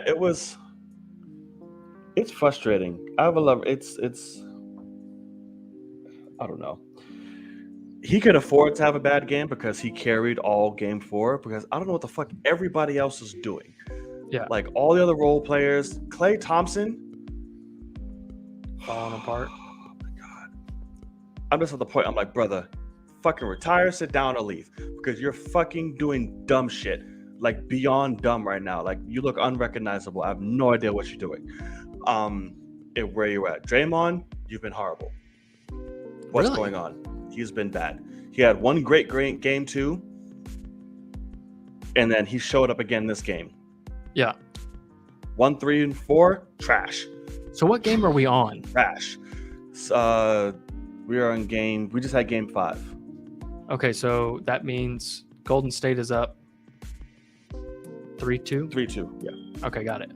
3-2 right now. So they can take it home in Boston, which is going to be hard. But this is game 6, and if game 6 Klay comes back, that's great. But I'm getting tired of waiting for game 6 to fucking be the case. Because you just look unrecognizable. You're missing your fucking shots. You're not hustling on loose balls. You're fucking just watching shit go by. Draymond, no idea what the fuck you're doing. Jordan Poole is fucking running around on skates. Like, he can't slow the fuck down and trying to play hero ball unless there's fine-ass females on the sideline. Then he wants to go crazy. It's just ridiculous. Andrew Wiggins has been the only consistent thing outside of Curry I've heard that has about been that. going on. Wiggins has been, dear God, he's making Tatum look like a fucking amateur. So that's one thing too that I saw somebody say, like something about like they said it seems quite obvious that as soon as the series is over, we're gonna find out that Jason Tatum needs surgery on something because they're like he looks not good, and I don't know what they're talking about, but it's just excuses. They're it's probably fans. I mean it's also what I've been saying from the get-go is I don't think Tatum's that guy yet. He's not. He's getting there. Yeah. He's for sure getting there. Because really and truly, you need to go to the finals and lose to become that guy. And a lot of, for most people. So yeah. And it's like he's doing it. Jaylen Brown has some scary moments. So I'm like, oh shit, here you go. But then they're on and off the Celtics. Yeah. They're a very on and off team. It's their defense that, their defense has to be on point. And if it's not, right, that's it. But it pisses me off because they're also a slightly dirty team, which pisses me off because they're Boston. Boston's always been known for just gritty fucking shit. But like they get away with a lot of shit. I'm like, wow, like stop trying to hurt people. Like you're being insane. Like you're doing crazy shit. Quit flopping. Marcus Smart can't stay off the floor. Like you look at him, he's like 11 flat. I'm like, wow, what are we doing? And I know that it's going to go game 7 because they're going back to Boston. And if Scott Foster is reffing, that's an automatic win. Like they got it and it's going to game 7 back at Oracle. Because that shit is bullshit. But anywho, yeah, Draymond's clips do look like ass because he's playing like it. Straight booty cheeks, Kenya. You're absolutely right. Yeah, it's just horrible. So we'll see. Hopefully they close it out Thursday and I can be happy because my blood pressure can't take any more of these games because it's fucking ridiculous. Yeah, let's see. Anything else anybody else has to say before we let it go? I believe that is it. Yeah, but I thought that's not where I thought you was going. I thought you was What are you watching first tonight? Marvel. You're gonna watch Miss Marvel first? Yeah. Okay. Yeah, absolutely. Miss Marvel, and then we can get into Obi-Wan territory. Obi-Wan. We can see. It's to the point where I don't even feel like calling him Obi-Wan anymore. Like you're just getting plain ass Obi-Wan. Like you're not earning that right now. It should be called Obi-Wan and Leia. Right. No, it should be the Leia Chronicles. That's what it should fucking be. Let's see. Yeah, because I'm in. No, that's Poopy Pants. My New York team is my East team, and my West team is my West team. We have different divisions, my friend. Let's see. Okay, Obi-Wan. All right, I think that's gonna wrap it up, guys. Good little spot to end. I know. I hear you, Kenya. I know. I hear you. You hear us, but you ain't listening, my boy. I know. Shut up. It's because it's so dude. All these shows I want. That's why I haven't watched Stranger Things, Boys. None of them. No, but like, did you make a video about Black Adam? No, because I woke up late and I was late for work. I was like, "Fuck, I don't know if I can make this." I know. I know. It's literally like the trailer for you to watch. Like, you're the most excited person I know about that movie. I know. And you're like, I'll just watch it on the subway. And see, here's the bullshit. I filmed a reaction for it, and I was running late, and I didn't. I was like, fuck it, I can't do this. Yeah, I know. That's funny. I know. You feel me knocking? Well, let me in. Do you even know where that reference is from? Off the top of my head, no, but I hear it in my head. Like, I hear it, but I can't remember. I don't know. You and your movie watching, I don't know if you've seen it. Do you think he knows, Kenya? Does he know where that's from? It'll be a clip of it. I probably haven't sat down and watched the whole movie. Oh shit! You feel me knocking? Yeah, I feel. Well, let me in. Oh shit! That's funny. All right, y'all. That's What's gonna it do from? Huh? What's it Oh, from? it's next Friday. Sorry. Okay, that's what I was thinking. Because it's like, smoke a little weed, don't you? Because your lips turning black. Yeah. That's my favorite line for that. Your lips turned up black. And he's You like, spray the player, spray the pimp. Better watch your back. I fucking love next Friday. it's my car. What? She'd keep my shit. She'd no, nobody let my baby. What's the dog's name? Chico or something? The little white dog. Oh God, man, that dog! I remember growing up like being so scared of that dog. I think it's Chico. Let me see here. I know the three brothers was Baby Joker. Well, the Chico, Jokers. Chico the dog. Yeah. Oh yeah. Oh, Okay, man, that's Chico. funny. Yeah. No more locked doors. Gracias. No more locked doors. Gracias. Oh shit. Fuck, man. I just watched Friday not long ago because Walker hadn't seen it. And so that's wild. and Hannah hadn't seen it either. So I made Hannah watch it, and then I was like, Walker, you gotta watch this if you've never seen it. Because it's just a fucking classic in my that made my life when I was a kid. It was great. I was trying to think if there was another Joker quote that was right there. Man walking away. Oh fuck. He has so many of them. Oh, what did he say? Pass the wire. Pass the wire. Like, what was that shit when he was? Oh, fuck. I gotta watch that now. Classic. I just wanted to bite her burger, man. She just. Absolutely. I'm trying to think of some other ones because right there. Because what about the guy? Oh God, what was the guy? Pinky or something? The guy that owns the store. Oh yeah, Pinky. Yeah. And I'm trying to he had some hilarious shit. I can't think of any quotes from him right now. All I know is all fucking yelling. Yeah. Too. That's all that shit. Oh man, I gotta watch it back. And that's where we got Michael Blackson. Like, be that motherfucker. I can't get jiggy with this shit. Oh man. Oh shit. All black people got sugar. Yeah, that's funny. Oh damn. Classics. I want to do a Friday marathon. Just sit back and watch those shits. Let's see. Okay. All right. So now we're leaving for real, y'all. We're leaving for real. Getting caught up in nostalgia. Logan. Yes, sir. Tell the people where they can find you and what you got going on. Good sir. You can find me on the Twitter right here, Logan_Swish, YouTube Logan Swish, Patreon Logan Swish, where you'll be finding Kenobi and Miss Marvel and whatever else is coming out. Yeah, man. It's cool to have two shows going on. I just wish they didn't release on the same day. It's the only thing. Right. But and I wish I had tons of money to pay an editor to do all that shit. Let's see. Be easy on them turns. Gonna spill cognac in a $200 suit. Oh yeah. Yeah, that's another one. All right, well, Kenya got him at the ready. Shit. Yeah. Or he's just looking them all up and then typing That's true, them. Yeah. Putting them in. All right, y'all. Yes, y'all can find me right up top on all forms of social media. Please go hit that follow. We'd really appreciate it. And again, you can find Logan's channel linked at the bottom of my description. So go show him some love as well. It is your boy Knight. And I'm Logan. And as always, we'll see y'all in the cave. Peace. Cut you off. Oh no. What happened? Right. I said see ya. Oh, you did? Oh shit. Yeah. I thought I did it before you said it. I know you're good. Sorry. Well, bye.